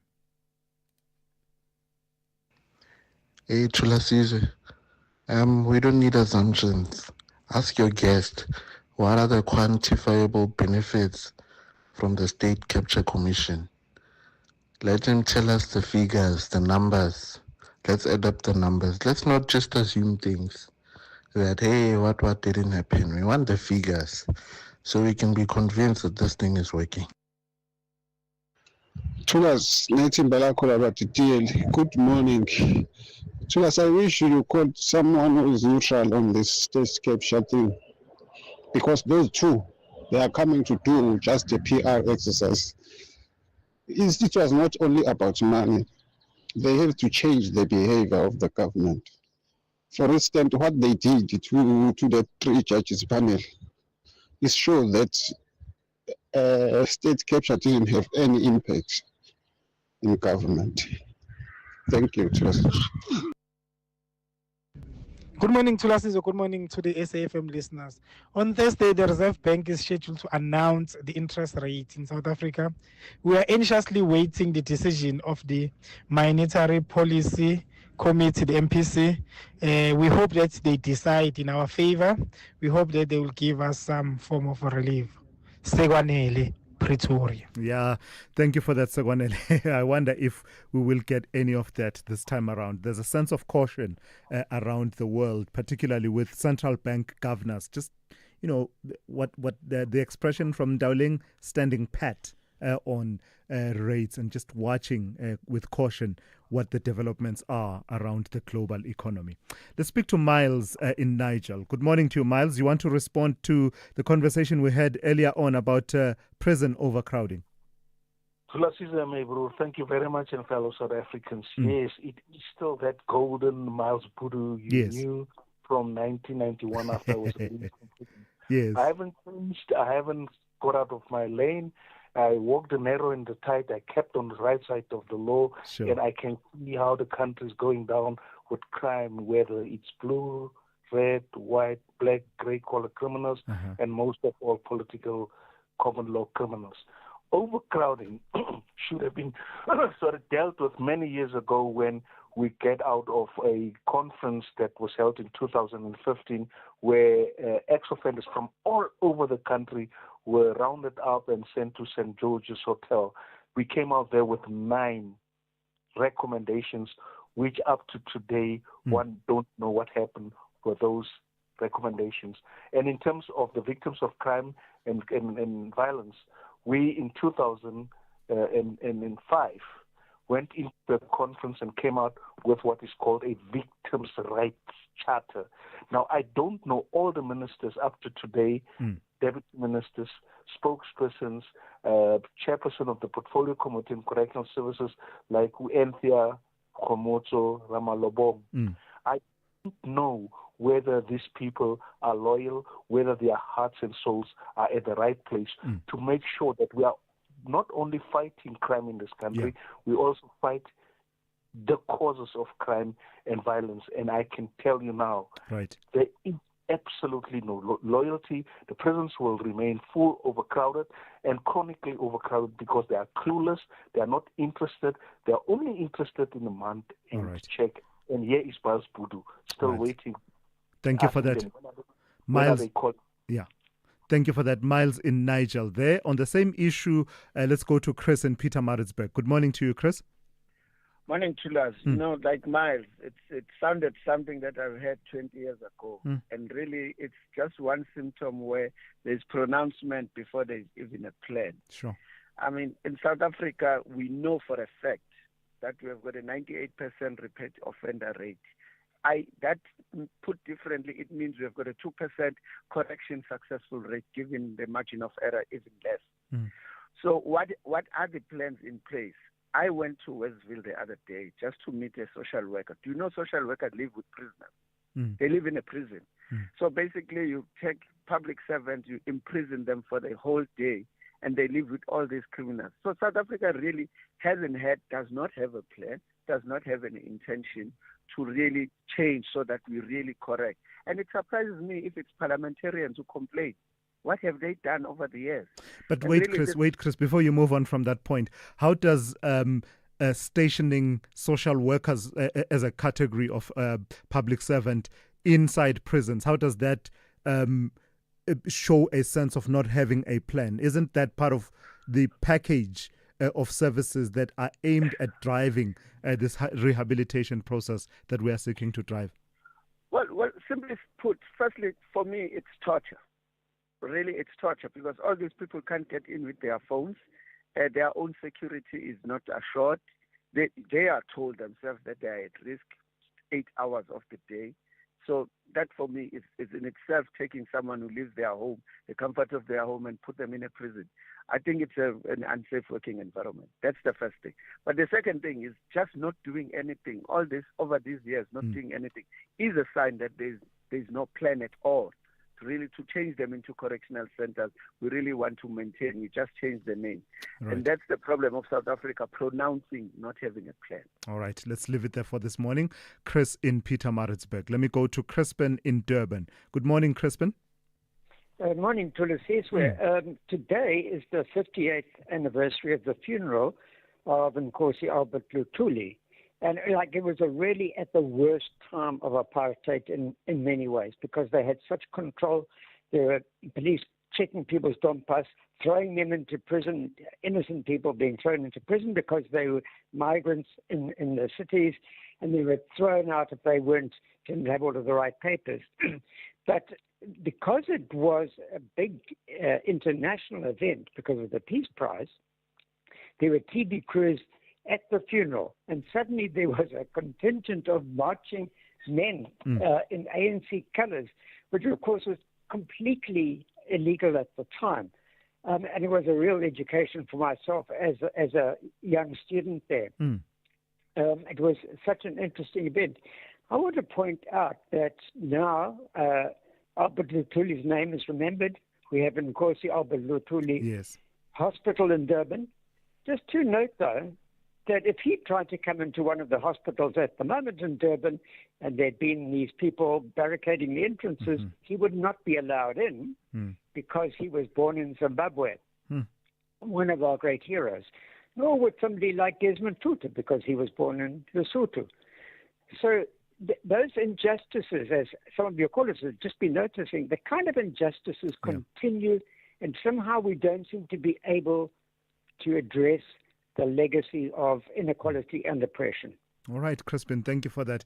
I enjoy how you've linked it up to, the historical context and some of these historical figures and bringing it back to issues that are playing themselves right now in contemporary South Africa. Lastly, let me go to Glenn in Bedford View. Glenn, you want to talk about Paul O'Sullivan? Good morning to my father. Yes, Good morning. I just want to find out what is Paul's interest in the police service, because since 2014 he's been making all sorts of allegations against people, and he chooses which factions he wants to belong to in the subs. What is his interest? Because all I know about him is that he's a forensic investigator or something like that. Mm-hmm. Then what is a primary interest in the subs? That anybody who says something about that he doesn't like, he chases, like now he's saying that Mkhwanazi is a criminal, he will reveal this and this and this. I don't agree with what Mkhwanazi did on that day, myself personally, but I cannot go out and attack General Mkhwanazi. So I just want to find out if anybody knows what is Mr. Paul O'Sullivan's interest in the police service. So complete the thought then, Glenn. It sounds to me that you don't trust his bona fides. I don't, not at all. All right. Glenn, Not thank at you all. for that. It's like he's hiding something, because why would you get so hyped up? Yes, I don't agree with what General Mkhwanazi did or what he's saying in general, but I cannot go out and attack the man. I can't do that. Yeah. And if I have any evidence, I must wait for the commission and submit the evidence to the commission. But Gotcha. I can't go out and challenge his name. All right, Glenn, thank you for that. That's Glenn in Bedford View. Thank you for those calls and those WhatsApp voice notes. We'll come back to them a bit later on. SAFM, guiding you through the rush hour traffic. Good morning. We start Soweto side of Joburg with very heavy traffic flows on Chris Harney this morning. An issue around Barra Hospital. It may be just faulty traffic lights, but it's heavy not only out of Soweto, but also going in from Diepkloof along Chris Harney. Might want to try to avoid that route. It really is jam-packed. N1 north after Bayers Nordia comes to a bit of a halt up towards Malabongwe. Now that points to a breakdown or a collision on that section of the N1 north through Randburg. N1 south through Midrand, busy, but no major obstructions. The N1 out of Pretoria from Montana down towards the N4 split, again very slow going. Durban jam-packed on the N2 highway. This is both ways into Spaghetti Junction. North it's bad from Cement Factory, south it's bad from Inanda Road. Absolutely heaving along both ways there. Roadworks on the Southern Freeway going up into Durban at Clarewood, so delays from Jacobs, and Cape Town Marine Drive is under pressure, worse than normal.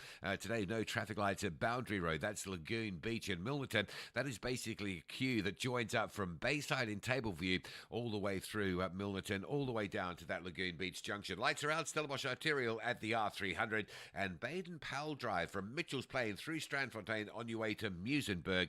Extra slow as well today. With your traffic update, I'm Rob Byrne. Spar brings you super savings. Get 175-gram Lifebuoy Hygiene Soap. Buy any two for 24 Rand, plus 50 megs free data on Spar Mobile. Or 3 kg Sunlight Hand Washing Powder for 79.99, plus 200 megs free data on Spar Mobile. Plus, you could win your share of 6 million Rand in instant cash. Prices valid until 6 August 2025, while stocks last. T's and C's apply. Get ready to brush up on your brightest smile with Dis-Chem's 2+1 cheapest free deals on dental care products. From the trusted Dental Mate to Soothing Sensodyne, Classic Colgate, and many more. Stock up on all your favorite brands. Get down to Dis-Chem today to enjoy 2+1 cheapest free on the widest range of manual toothbrushes, toothpastes, and mouthwashes. T's and C's apply. Hurry, dental offer ends 17 August, only at Dis-Chem. Better health starts here. Across South Africa, online and on radio. SAFM, let's talk. So, as a theme this morning, we've talked quite extensively about consequence management and follow through on the work of commissions of inquiry, right? And in particular, the State Capture Commission of Inquiry. Well, another development that has come through in the last 24 to 48 hours or so is the announcement by the global consultancy firm Bain Company that they will be shutting down their consultancy operations in South Africa. You'll remember that Bain Company is a brand really that gained infamy during the work of two commissions of inquiry, the one being the Nugent Commission of Inquiry and also coming up in the State Capture Commission of Inquiry with serious findings against them. That resulted in government in 2022 banning Bain Company from tendering for government business for at least a decade. So that news has been met with some strong reaction, particularly in civil society. Public Interest South Africa, for instance, saying that they acknowledge with cautious relief the announcement by Bain Company that they will be discontinuing their consultancy operations in this country. Let me speak to Tebogo Khas, who is chairperson of Public Interest SA, just to take that conversation further. Tebogo, good morning. So cautious relief is how you're describing it. Why not unqualified relief at the exit of Bain Company? Well, certainly so, Thulasizwe, and thank you for having me. We believe that there's still a lot more that Bain should and could still do rather than just saying they're shutting off, because there's a lot of outstanding matters that they need to atone to or to account to. For example, the damage that they've caused to South Africa, we still believe that they haven't really sufficiently accounted for the fiscal deficit that they've caused, or the fiscal crash that they caused via SARS to the economy with the work that they did there. And to the extent that even the victims or the retaliation that followed the disclosures of the Zondo Commission by some of the whistleblowers, most notably Arthur Williams, who is still languishing in exile for fear of, after his life was threatened while he was still around. They still haven't reached out to Arthur and find out, to Arthur and find out what it is that they could do to try and ameliorate the kind of pain and hardship that he had to endure still today. And to the extent that they actually also came up with an apology or a non-apology apology, which they published, but soon you could see that their actions were not really followed through to make sure they live up to that public apology that they did. So we're saying it's okay that they left, but to the extent that they're still saying they will keep the offices for back office support and all that, all they're just doing is just using South Africa as a springboard to actually go and continue their potential plunder across the continent and maybe elsewhere, and using the advance of sophisticated financial telecoms and banking infrastructure that they have to actually continue the perpetration of the crimes for which they were accused to be doing, not only at SARS, at many other institutions, including at Telkom and many others. Yeah. So you make the point also, Tebogo, that there's a sense of a culture of impunity that you're saying persists in our country.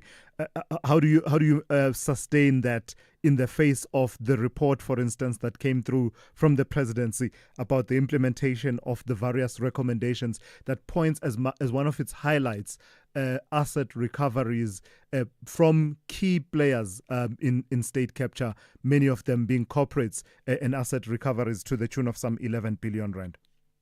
Look, we don't want to be the ones to rain on the party that the president seems to be on, because certainly he had to do that, especially with regard to the timing. If you look at the timing, it was just before the Madlanga Commission actually had the press release, the press media event, whereupon they wanted to still continue to justify why commissions of inquiry such as the Zondo Commission and now the Madlanga Commission are essential, because people are starting to ask questions.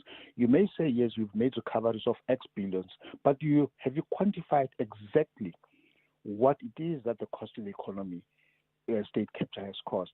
The billions that are recovered, much as they've done a lot of recoveries, but it is no way enough to actually make good the kind of damage that has done to the economy. In fact, instead, the people who have benefited a lot more on the plunder of the state is the U.S. government. The Department of Justice has levied billions of fines on the Bains, the ABBs, SAP, and you name them. We only had a pittance of some of those proceeds follow through. And even today, we're not even too sure if there's been full accounting in terms of receipt of those proceeds from which are recovered from those fines in the U.S. So we may very well gloat about it. But what is more important in terms of consequent management, to date, we still have to see any of the kingpins or main protagonist players in the state capture were jailed. You may talk about some of them, notably the ones at Transnet and so forth, going through trial now. But we've seen how some of these trials have ended up. Trials have collapsed. We are not even guaranteed that any of these people before going through court processes now will actually account for, eventually find any comeuppance for their actions. So the president may gloat about that, which is correct, but it is not enough, even in real monetary terms, what it is that they've recovered. So the other point you make is that Bain should still be held accountable legally, morally, and financially. What does that look like for you? You make the interesting point about the fines that have been exacted by authorities in the United States, which is interestingly also where the first South African state capture related conviction actually first happened. What does holding Bain accountable legally, morally, and financially look like for you? It is morally wrong to shield individuals who were instrumental in perpetrating these crimes which they were perpetrated at SARS and elsewhere. For example, the principal officer of Bain was just shielded away, taken out of the view of the public and placed somewhere and given a handshake to go away. He was never held to account for the damage that they did. And he held on to the bonuses and emoluments that he obtained from the crimes that he committed at SARS.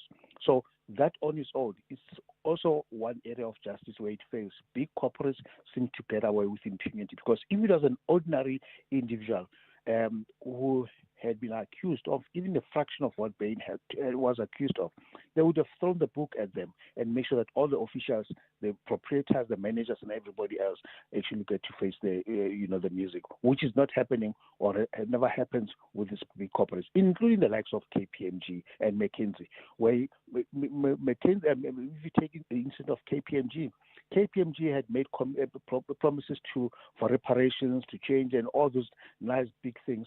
But we're still to see the light of day in terms of the commitments that they made. Today, if you ask KPMG, what have you done? Have you lived up to the promises and commitments that you made? The answer is no.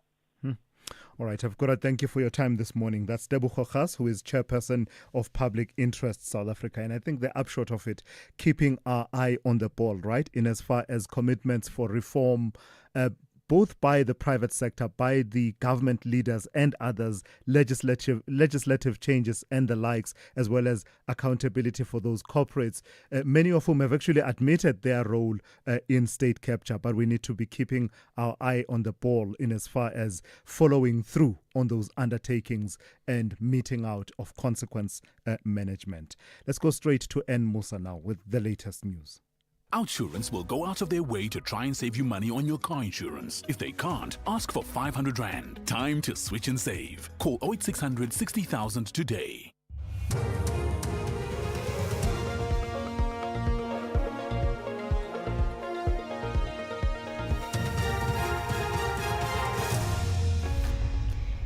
In our top stories, Concord to hear MK Party's challenge against Ramaphosa and bail judgment expected in murder trial of Palane. Good morning.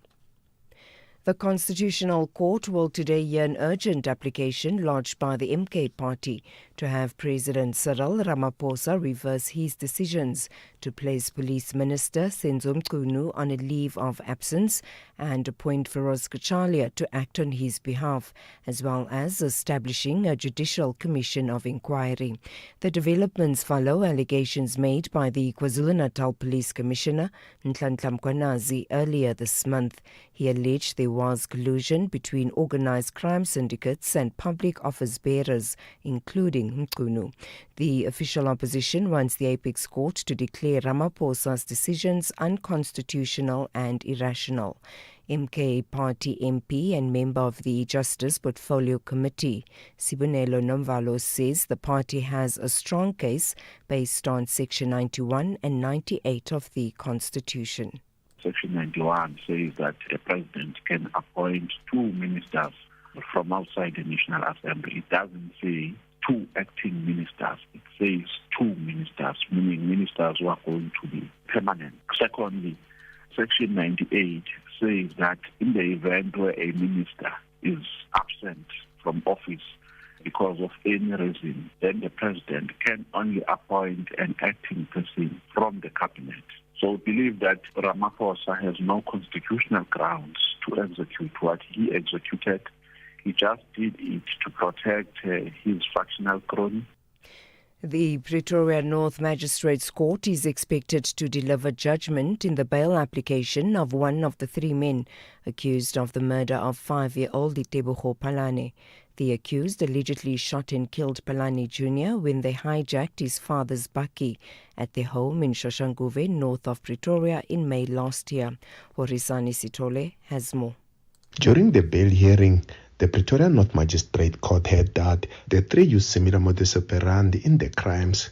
Investigating officer Sergeant Mashudu Sibasa testified that the accused persons have a history of similar crimes committed between 2023 and 2024. The trio were arrested after allegedly selling the stolen vehicle for 30,000 rand. Sibasa emphasized that these incidents share similarities with the murder of Tebogo Palane, noting that in all cases, the victims were targeted at their homes. The ANC regions in Mpumalanga are preparing for elective conferences in the next few weeks. However, disputes threaten to derail the plans. The party's provincial secretary, Muzi Chirwa, says some branches have lodged a dispute alleging maladministration and gatekeeping, among others. He says 70% of branches under the Ehlenzeni region have qualified and a few are yet to be verified. Chirwa says once the party secretary General Fikile Mbalula signs off the report, the regions will be ready to hold their conferences. It's ready for the conference, the Ehlenzeni region. It has reached the 70% threshold, and that disputes are being attended, is ready to go for the conference, even in terms of the previous draft verified report.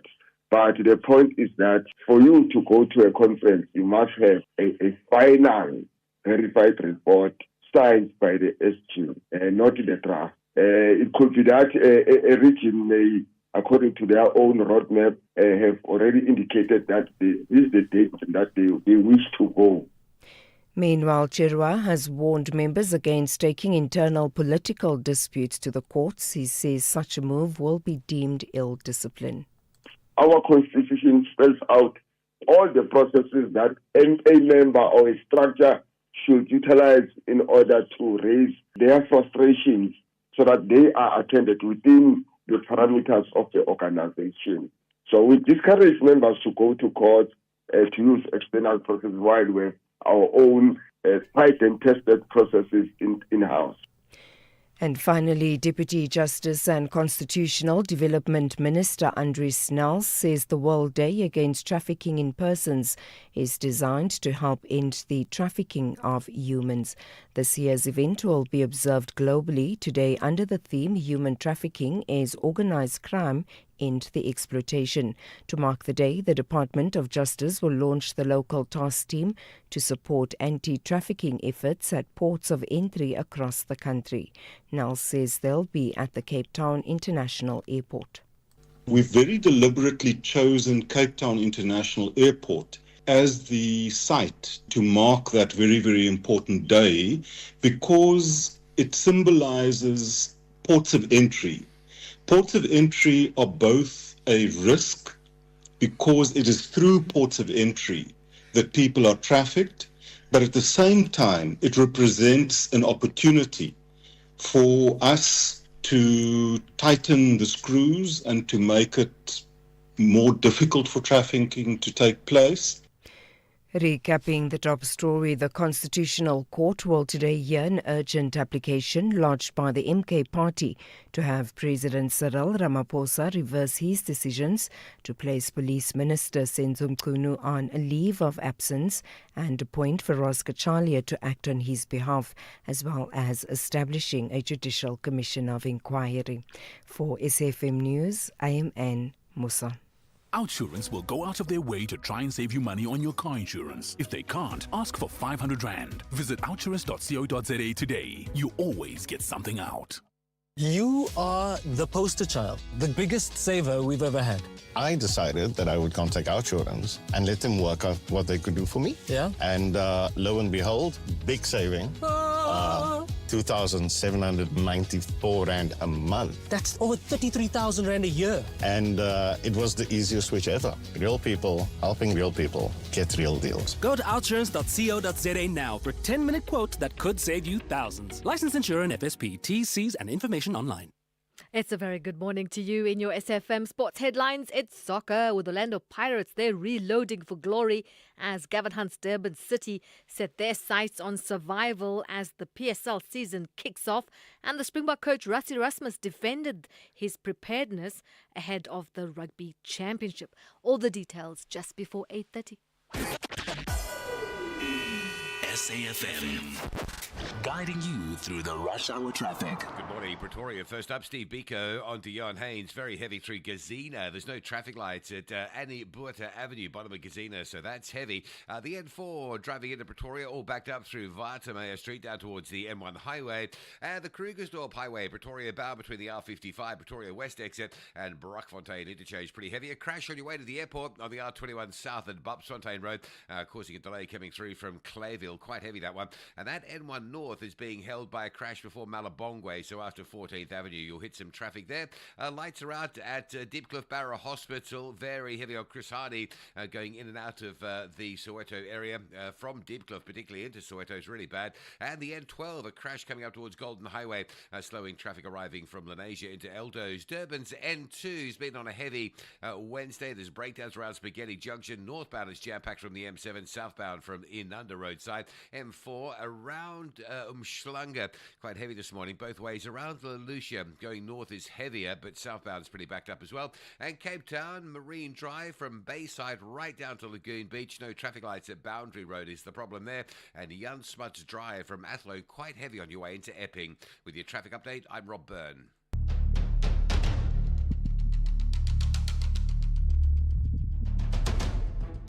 The Morning Brief with Thulasizwe Simelane. Weekdays, Monday to Friday, 6 to 9 a.m. The Morning Brief with Thulasizwe Simelane. Weekdays, Monday to Friday, 6 to 9 a.m. It is coming up to 10 minutes after 8 on this Wednesday. It's great to be in your company.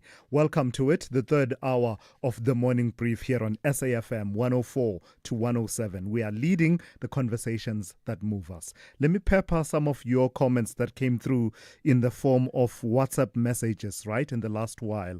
A few of you reflecting on the issue of bang for buck, value for money, return on investment in as far as commissions of inquiry are concerned, because that's been a key focus of our conversation for this morning. Let me read this message from Dr. Mdletshe, who says the history of commissions in South Africa has been used as a plaster for many deep wounds, and then ending it off with the question, why?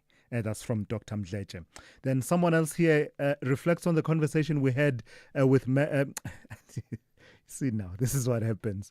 Not Mac Maharaj, with Vincent Magwenya. And the reason I made that mistake is that this person says, reflecting on that conversation, Vincent and Mac are cut from the same cloth. I wish you had expanded a bit more on that and said to me, complete the thought. Is that a good or a bad thing that you believe that the former presidency spokesperson, Mac Maharaj, and the current presidency spokesperson, Vincent Magwenya, are, in your words, quote unquote, cut from the same cloth?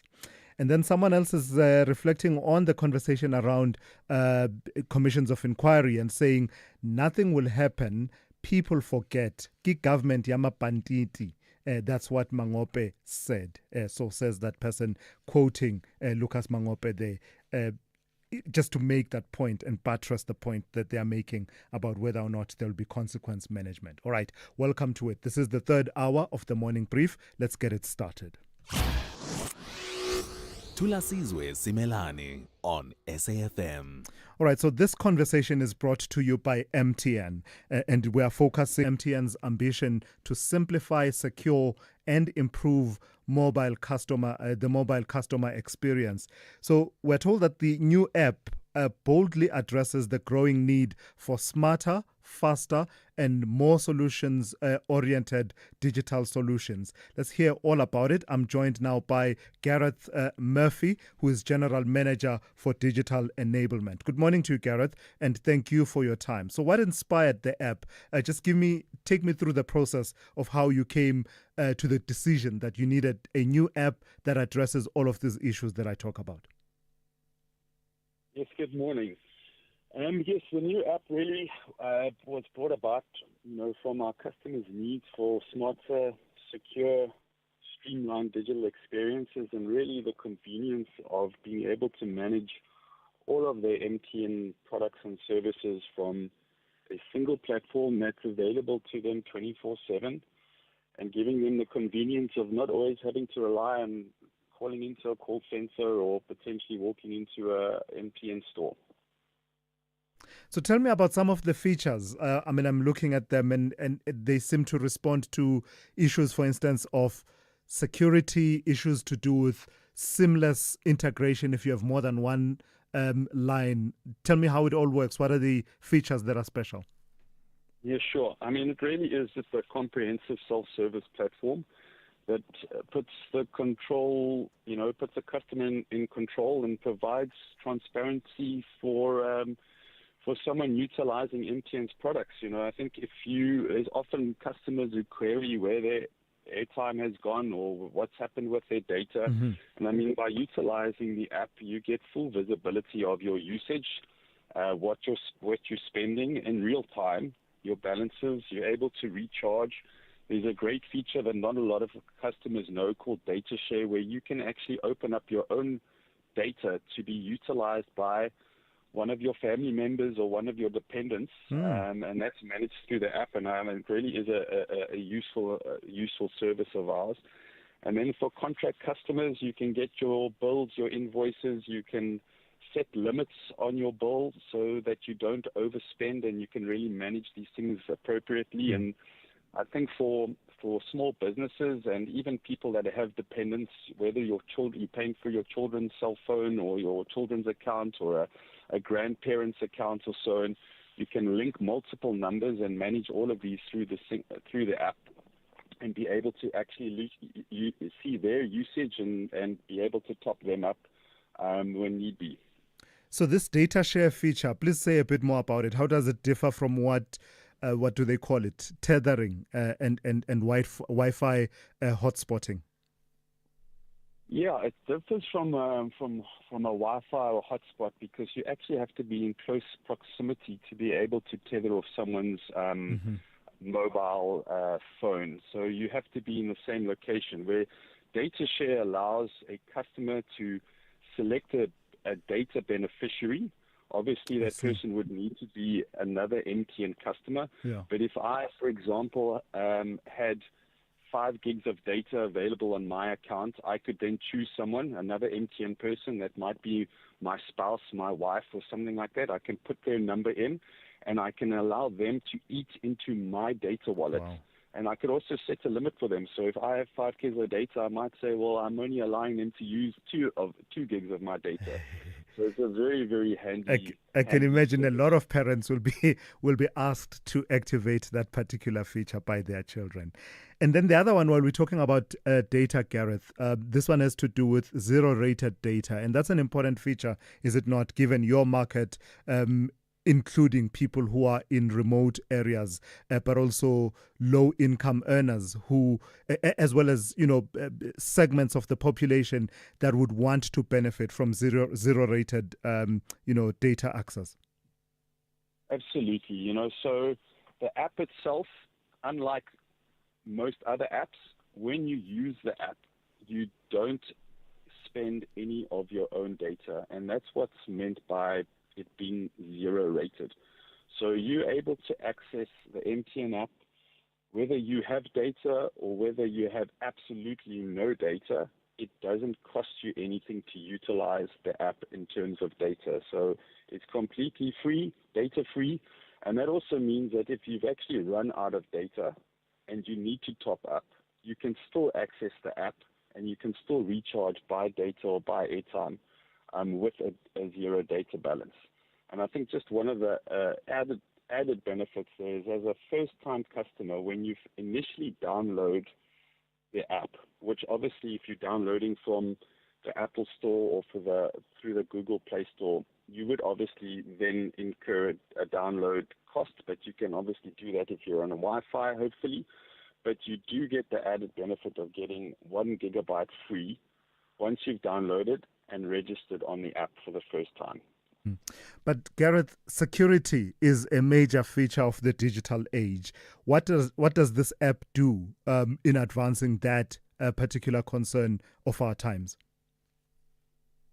So I think many of the mobile operators, including ourselves, MTN, have been reliant on what we call one-time PINs or OTPs in the past to access cellular services remotely. You know, you would get sent a PIN via SMS, and then you'd need to use this PIN to get into a platform or into an app or so on.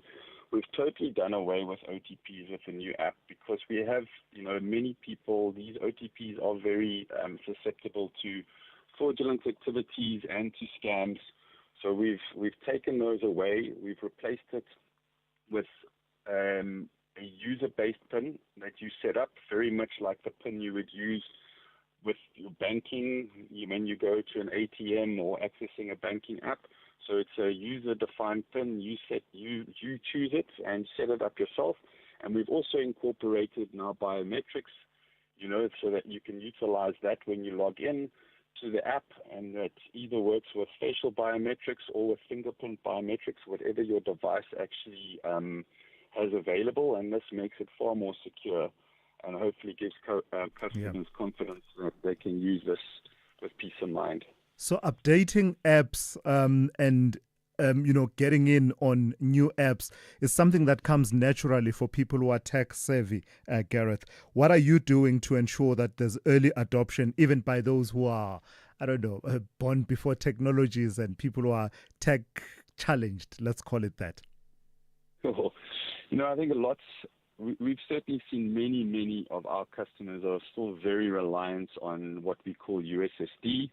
So that's the dialing codes to access various services. And, inside the app, we can give a customer a far richer personalized experience than what we could offer them over USSD. And we really are urging our customers to try out the app. And as you say, some people might not be as tech savvy, but we are giving them that incentive of some free data, 1 gigabyte free data for people to actually download and try the app for the first time.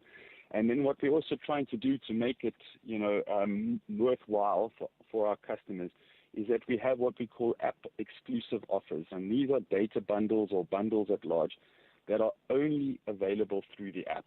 They're not available anywhere else, and you can get up to 70% discount through these app-exclusive offers.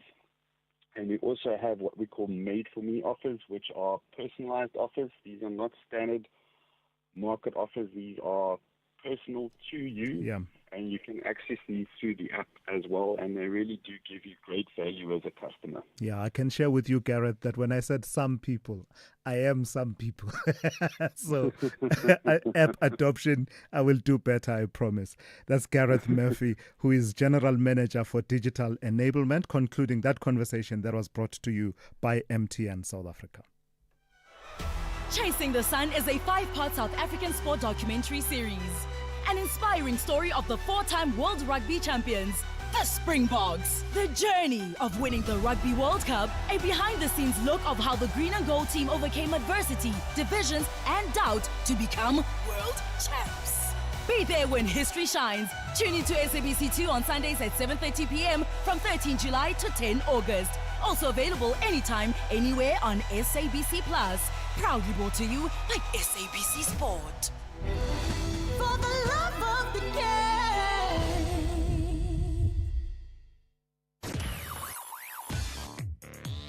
Stay on top of all meaningful, top trending stories right here on SAFM.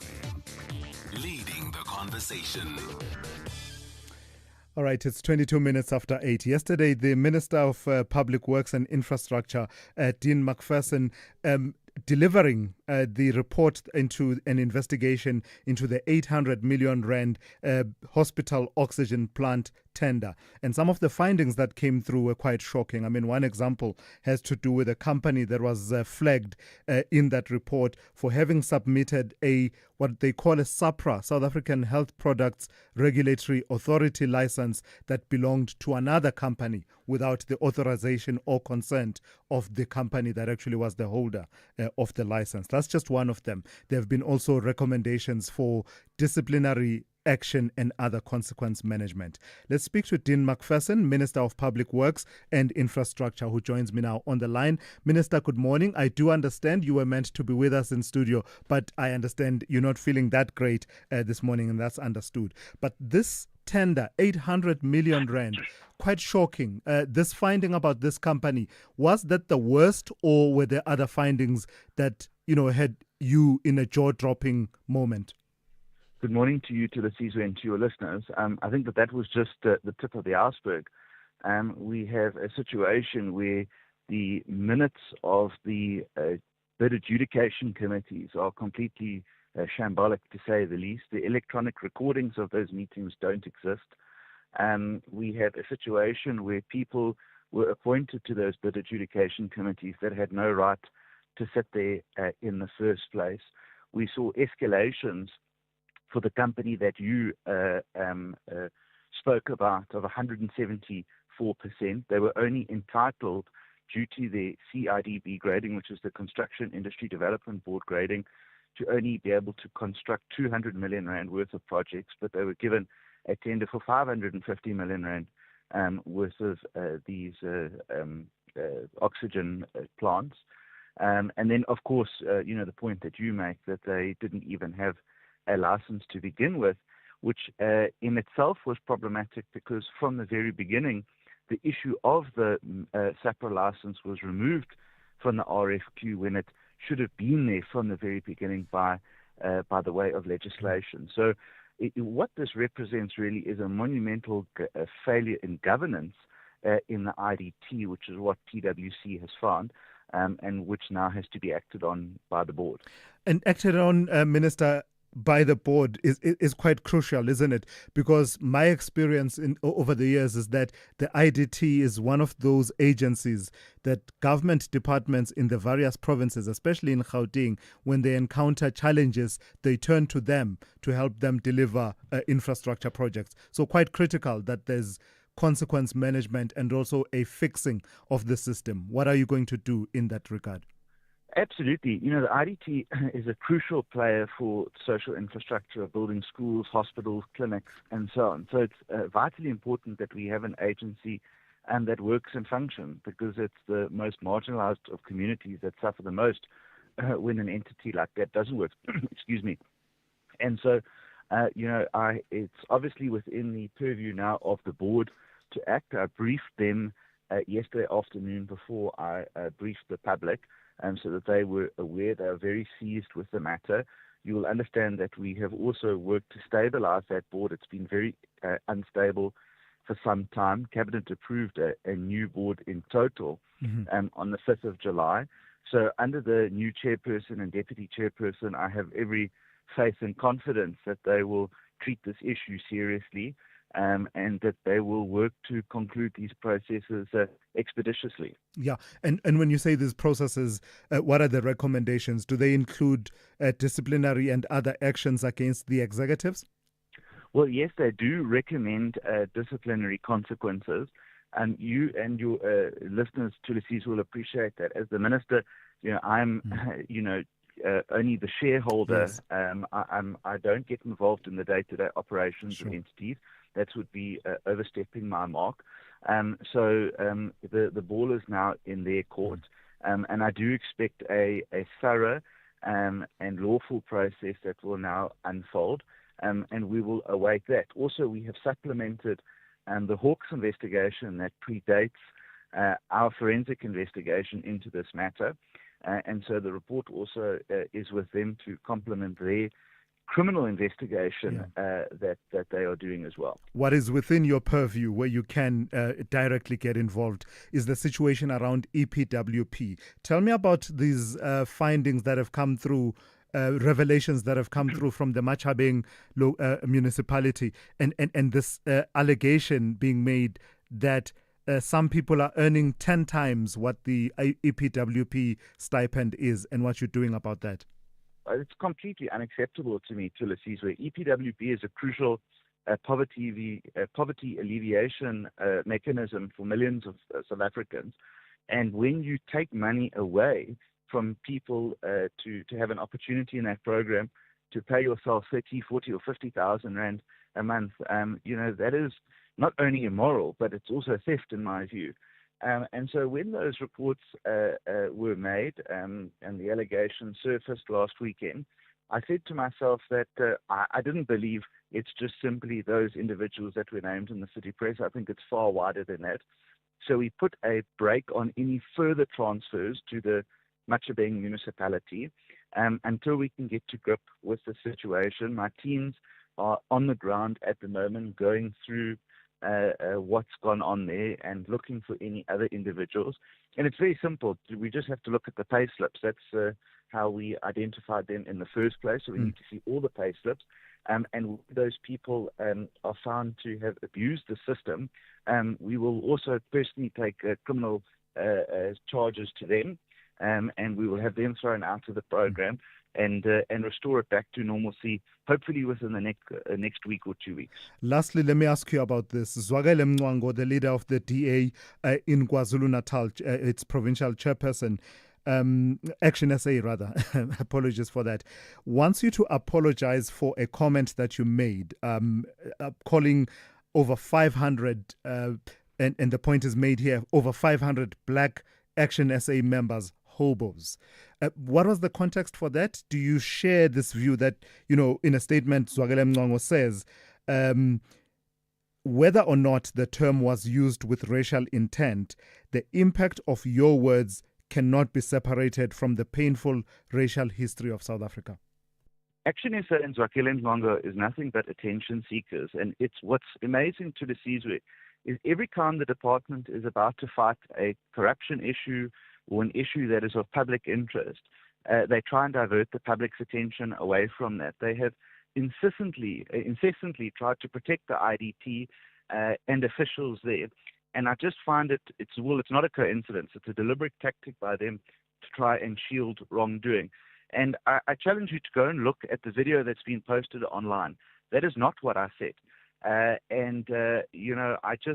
is incredibly unsurprising that once again they want to try and divert attention from and also divert attention, by the way, from their failed court case in eThekwini, which my party had to rescue them from. So I'm not going to dignify him with a response. So are you saying factually that just didn't happen? Did you or did you not call them hobos? Factually untrue. And please go and have a look at the video online. All right. I've got to thank you for your time. That's the Minister of Public Works and Infrastructure, Dean McPherson. Let's do it slightly differently. Once again, Zai, do you forgive me? Am I forgiven? Is it okay? Yeah? Let's talk about this off air. You want us to, share Oreos and talk about it? All right, let's go to N. Musa with the latest news headlines. Good morning. Thanks to us. In the headlines, International Relations Minister Ronald Lamola says engagements with the United States continue as a tariff deadline that could see 30% duties on most South African exports goes into effect on Friday. The Constitutional Court will today hear an urgent application lodged by the MK party to have President Cyril Ramaphosa reverse his decision to place the police minister Senzo Mchunu on special leave over corruption allegations and appointing Feroz Kachalia as the acting minister. And an 8.8 magnitude earthquake off Russia's far eastern Kamchatka Peninsula has triggered tsunami warnings across large parts of the Pacific region. I'll have details on these and other stories at 9. This is SAFM Sport with Zai Khan. All right, you can go for it then, Zai. Tell me about Pirates. Is it Pirates Reloaded for Glory? What's that about? Yeah, we've got two teams, Pirates and we've got Durban City, Thulas. One is hunting titles, the other one is just hunting survival. And it's a new coach for Pirates, Abdusalam Audu. They've got also the rising star, Relebohile Mofokeng, and the Buccaneers determined to end their 13-year league drought after bolstering their squad with key signings. Meanwhile, the debutants, Durban City FC, entered the top flight under coach Gavin Hunt. They're focusing on survival, but also wanting to rattle the biggest sides with the kickoff of the new Betway Premiership season. Now, SABC Sport has established that Banyana coach Desiree Ellis has been offered a new contract by the South African Football Association, but the two parties are yet to agree on the finer details going forward. Ellis has just returned from the Women's Africa Cup of Nations in Morocco, where Banyana finished fourth, and will be expected to provide a report to the National Executive Committee within the coming days. On to rugby, Springbok coach Rassie Erasmus is focused on Australia as the Rugby Championship kicks off. Despite talks of the historic Eden Park clash with the All Blacks, Erasmus says the Wallabies are his priority after their physical showing against the British and Irish Lions. He's trimmed the box squad. They will host the Wallabies at Ellis Park on the 16th of August. That would be physical against those guys, but it will now go against teams that's really physical, have a good game plan, really good coaches like the Italy coach Cusada and those guys were, but also teams that now played against the British and Irish Lions 3 games in a row. So, they will be used to the intensity. So the way they play is, Joe Smith is a great coach, and we know the players pretty well, and we know the.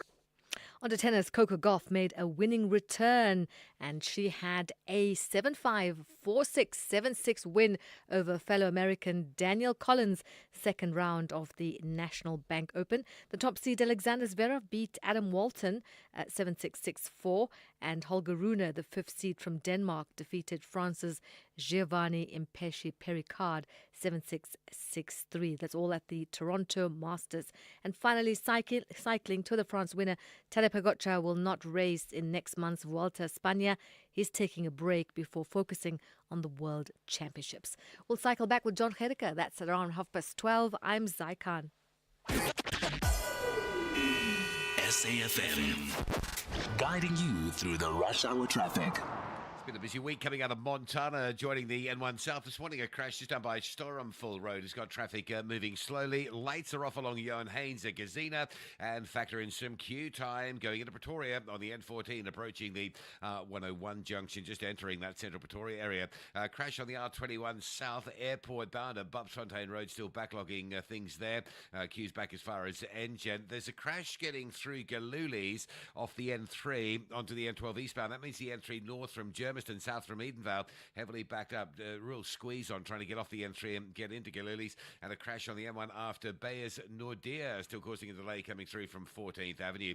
Durban's N2 north and southbound has been on a heavy queue since about 6 o'clock this morning, and it still is really heavy. Northbound from the Booth Road Bridge, moving up towards Westwood Mall, southbound from Umgeni Road into 4 Level, and then out to a breakdown at Pavilion. So a lot of traffic pressure all over Spaghetti Junction today. Cape Town M5 is pretty heavy from Kenilworth, passing a crash at Crombourne Road, and then you stay in the traffic right through to the N2, and the R300 North is quite slow to join the N1 outbound towards Okavango Road. Rob Byrne, SAFM Traffic.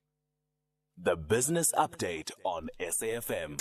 Let's say good morning once again to Ntauling. So Ntauling, 1 minute he's not coming, next minute he might have been convinced by the Oval Office meeting, he might come, and then now it would seem definitively Donald Trump is most likely not coming to South Africa.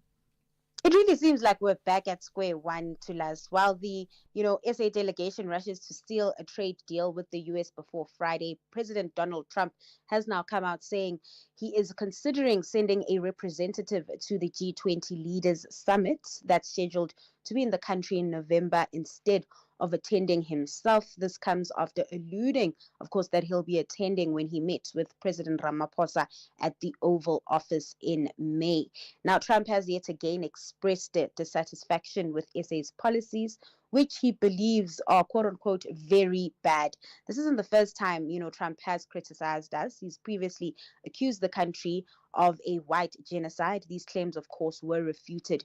Now, these comments from Trump come alongside the absence of high-ranking U.S. officials at recent G20 meetings. U.S. Treasury Secretary Scott Bessent didn't attend the meeting of G20 finance chiefs in Durban, and Secretary of State Marco Rubio skipped a G20 meeting of foreign ministers in Johannesburg held earlier this year as well.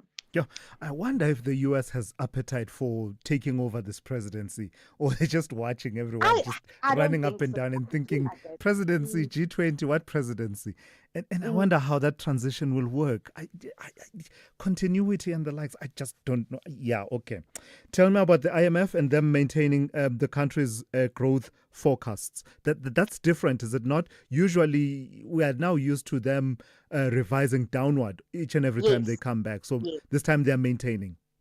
That's right, Thulas. In its World Economic Outlook, the IMF pegged growth for the local economy at 1% this year and 1.3% in 2026. While this forecast remains unchanged from the previous update, it is lower than the 1.5% growth predicted in January.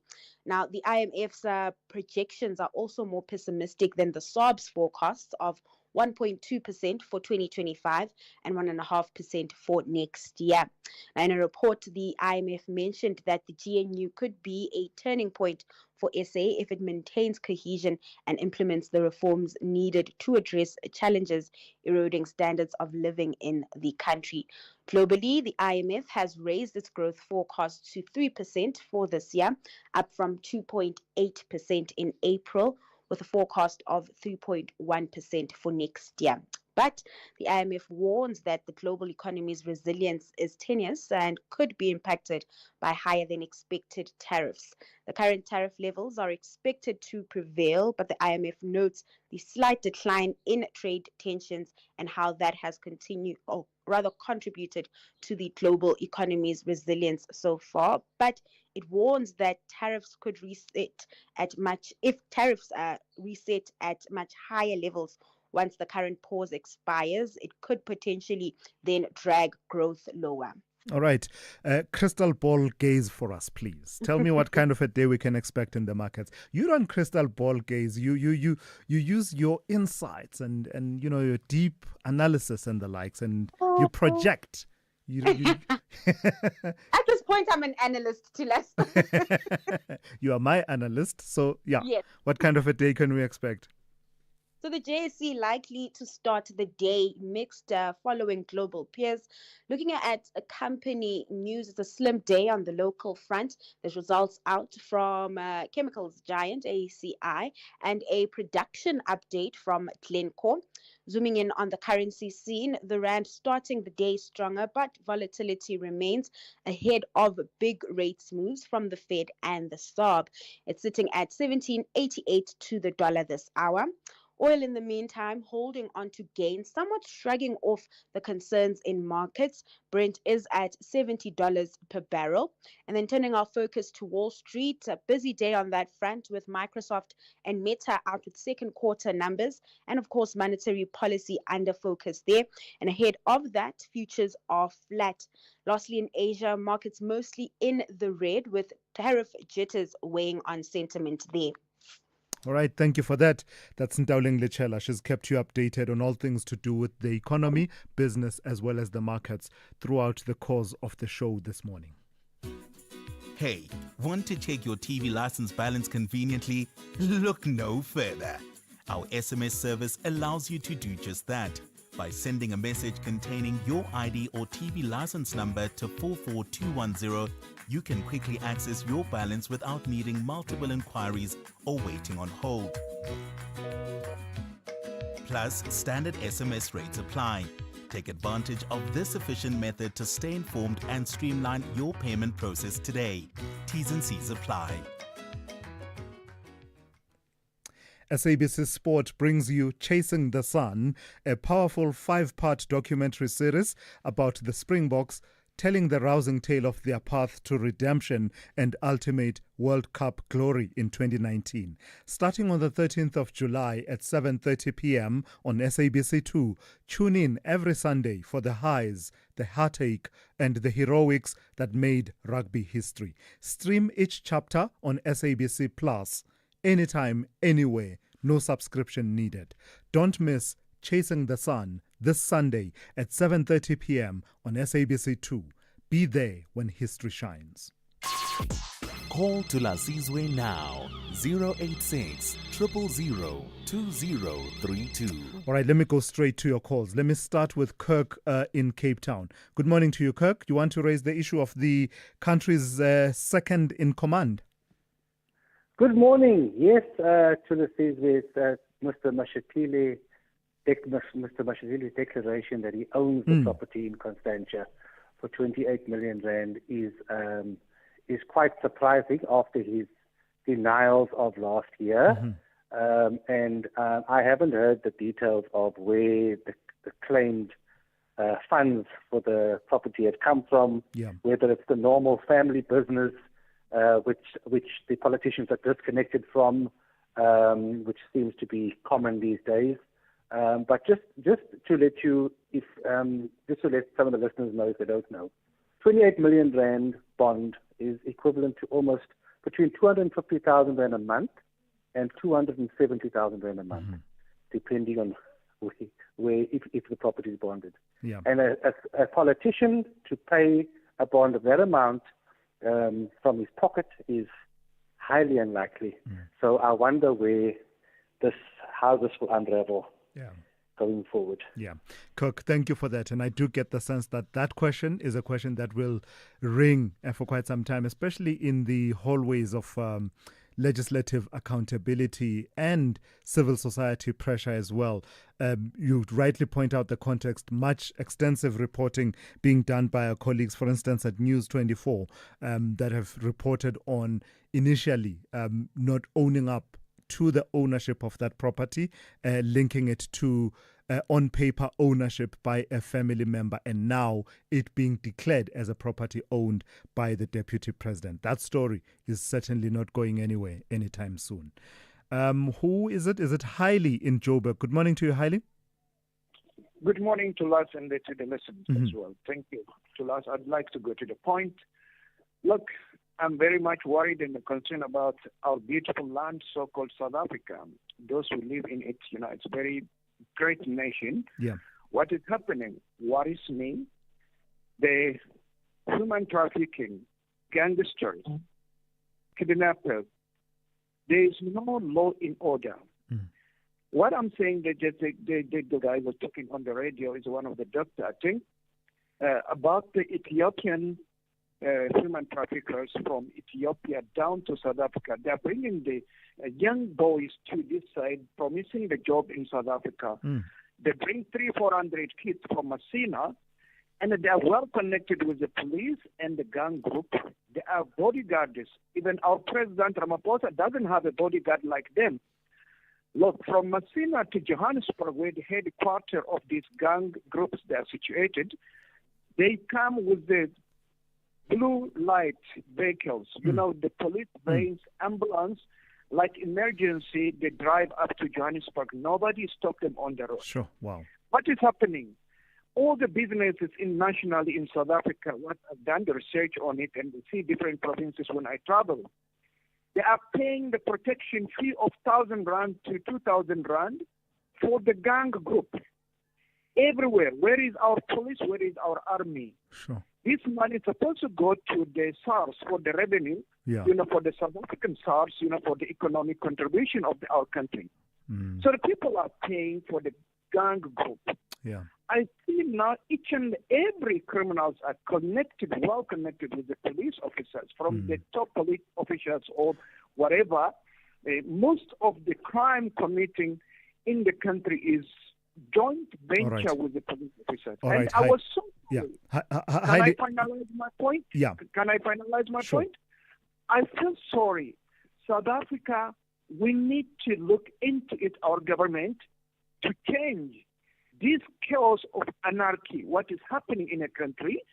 our government must really open eyes and protect its people and everyone who live in a country. Yeah. We need a protection from the government, not from the gang group, not from All the right. gangsters. Haile, thank you for that. Contribute and pay for the gang. Eh? Yeah.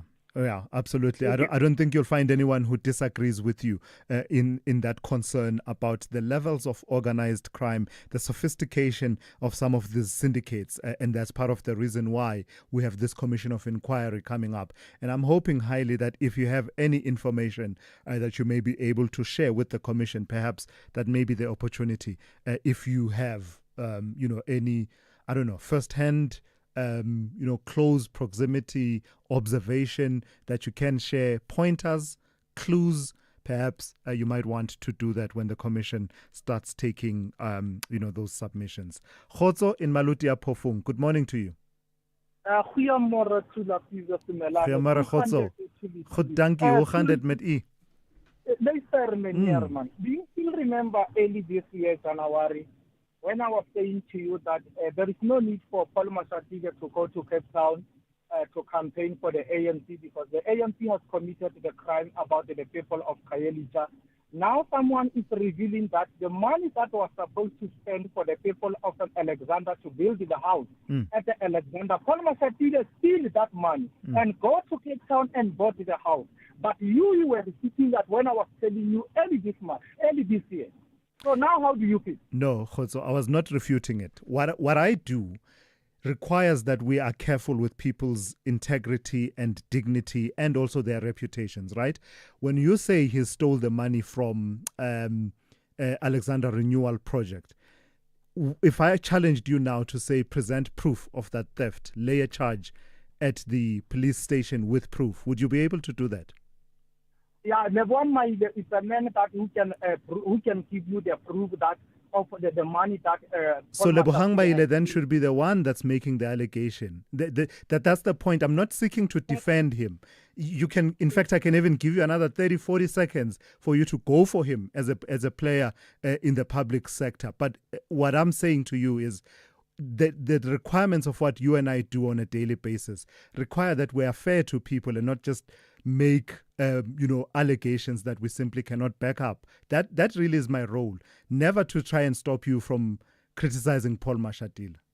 Yeah, but Thulas, you have to understand, before we come on air, we make our research. Yes. And we gather the evidence. Then before we can come on air, we don't even wake up, then we say, Paul Mashatile, he steal the money. No, we make a research. We consult the people. We talk with our reliable sources. Let me get into the issue of conduct. No, Khotso, I do need to take other callers, unfortunately. But I do thank you for that. That's Khotso in Maluti Phofung. Let me go to, do I pronounce your name Dichani, as in the Sesotho L? Did I get it right? It's Richani, correct. It's a Richani, vendor good name. morning. Yeah, yes. Richani, yes. Good morning, man. Yeah, I called earlier. I want to talk about the collusion that is happening at the Joburg market. Yes. What we have noticed as black farmers who supplies tomato and other products, but who speak specifically on with regard to tomato, because we have noticed that once ZZ discovered there are lots of black farmers who have supplied tomatoes at the Joburg market, because TNA is a big contributor.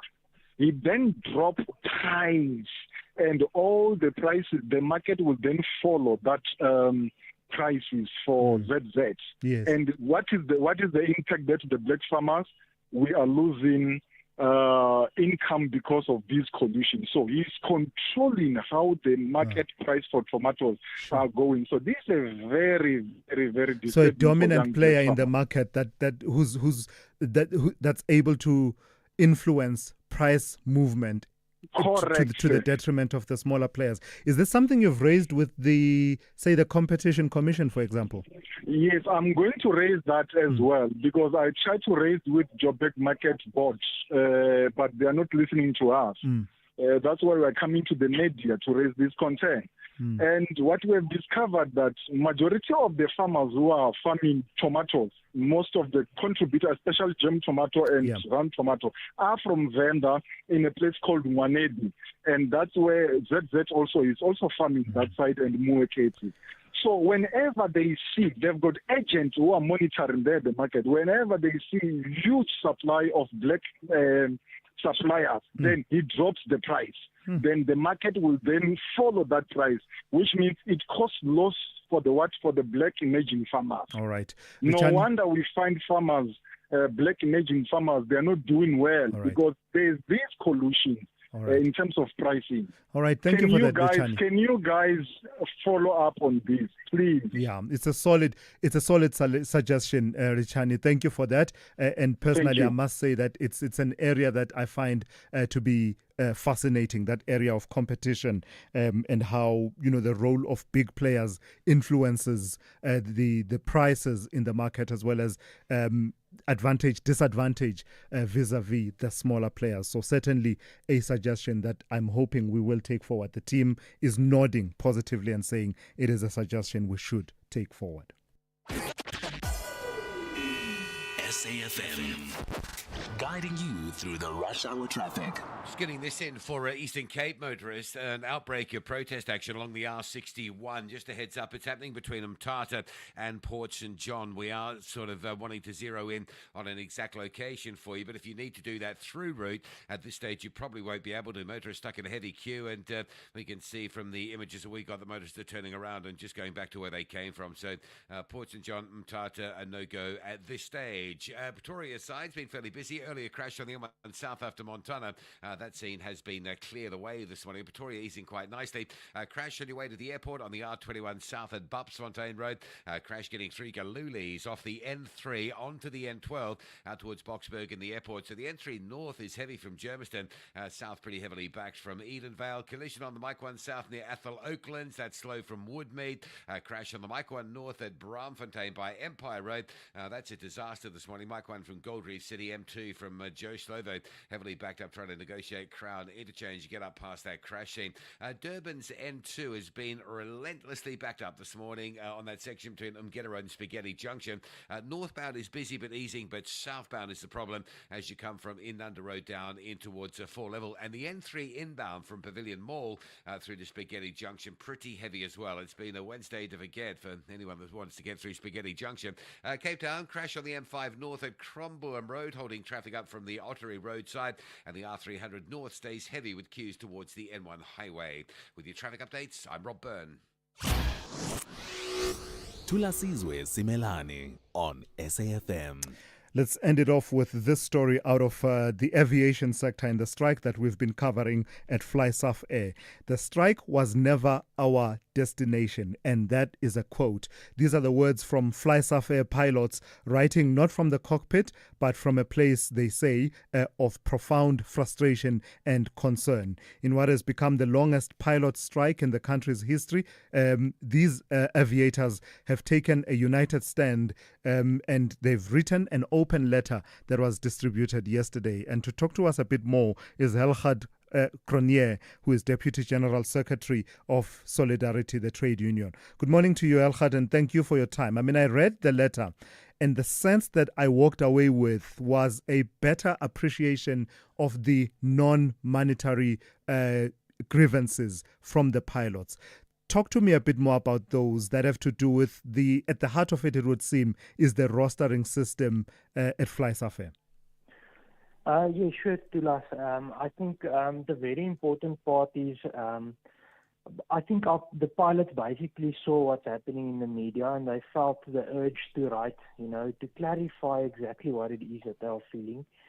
The media tends to pick up certain parts of the story, but you never get the full story, and that was the purpose of the letter, and I'm very glad to hear that it made a difference. I think one should consider that when most of these pilots went to SAFE, they went there because SAFE had a fixed roster pattern, so they could go there, they could fly, but they could also arrange their lives around their work because it was a predictable roster.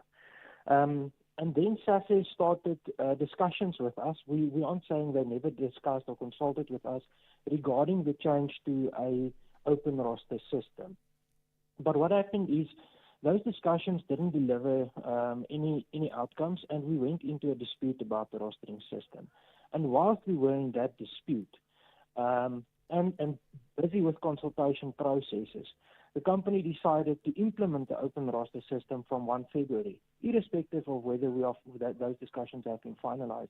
And I think that was sort of the thing that broke the camel's back, you know, where the company came and they unilaterally implemented this roster system and forced the pilots to sort of take a stand, you know.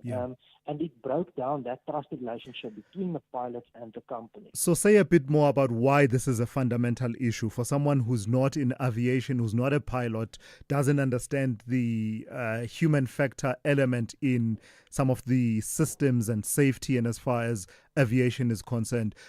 Why is that such a deal breaker for many pilots with the result that we've had the attrition rate that the pilots report over the last few months?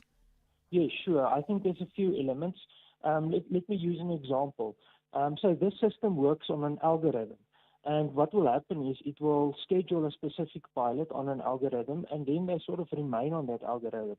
It has happened with a few of the pilots that they fall into a schedule that schedules them 5-2, 5-2, 5-2, 5-2, and those 2 days aren't over a weekend, for example.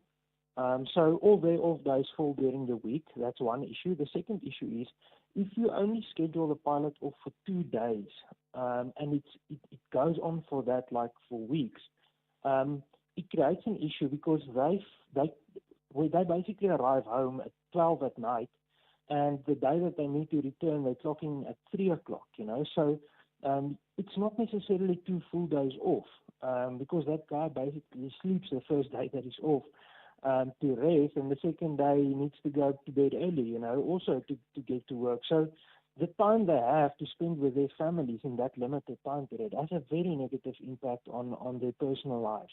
And this system basically, the operational control of the company overreaches. It's not only operational control, it basically controls the lives of the pilots. And one of our requests, for example, is to say in a 5 or a 6 week period, there should be a 3-day weekend off. So that off day should follow the weekend at least, and it should be for 3 days because they come off so late and clock in so early.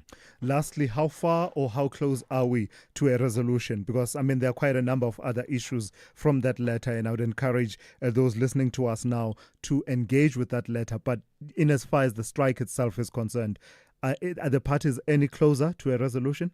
Look, I think the fortunate and the good part is that we are meeting this afternoon. We've heard that SASA has indicated that they really want to settle this in the media. According to what we've heard yesterday, their spokesperson said that weekend thing is already implemented. Now, during the negotiations, the weekend thing was something they rejected. So we aren't sure whether this will be part of the new offer, and our expectation is if he says it's already implemented in terms of the system, that it should surely be part of the offer this afternoon. And that's what we are hoping for and expecting. And if that is the case, I think it will take us much closer to a settlement. All right, let's leave it there for this morning. Thank you for your time. That's Elhad Cronje, who is Deputy General Secretary of Solidarity, the workers' union representing the striking pilots at Fly South Air. And that's it, really. Our full and final account to you in lieu of your morning brief for this Wednesday. Don't go anywhere, though. Lots of quality news, current affairs, and talk programming still to come throughout the day here on SAFM, starting with the Talking Point with Kete Mutlatlana immediately after the news with Ann Musa. I'm Thulasizwe Simelane, and you've been briefed.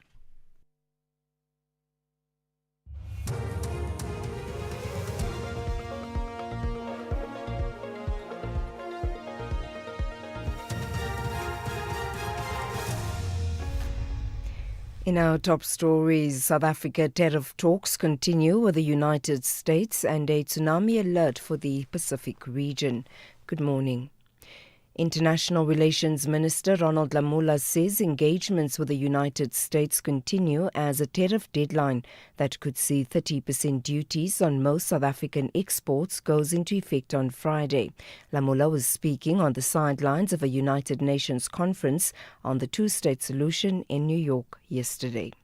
There has been some non-disclosure agreements that has been signed with our Department of Trade and Industry. So there is ongoing engagements.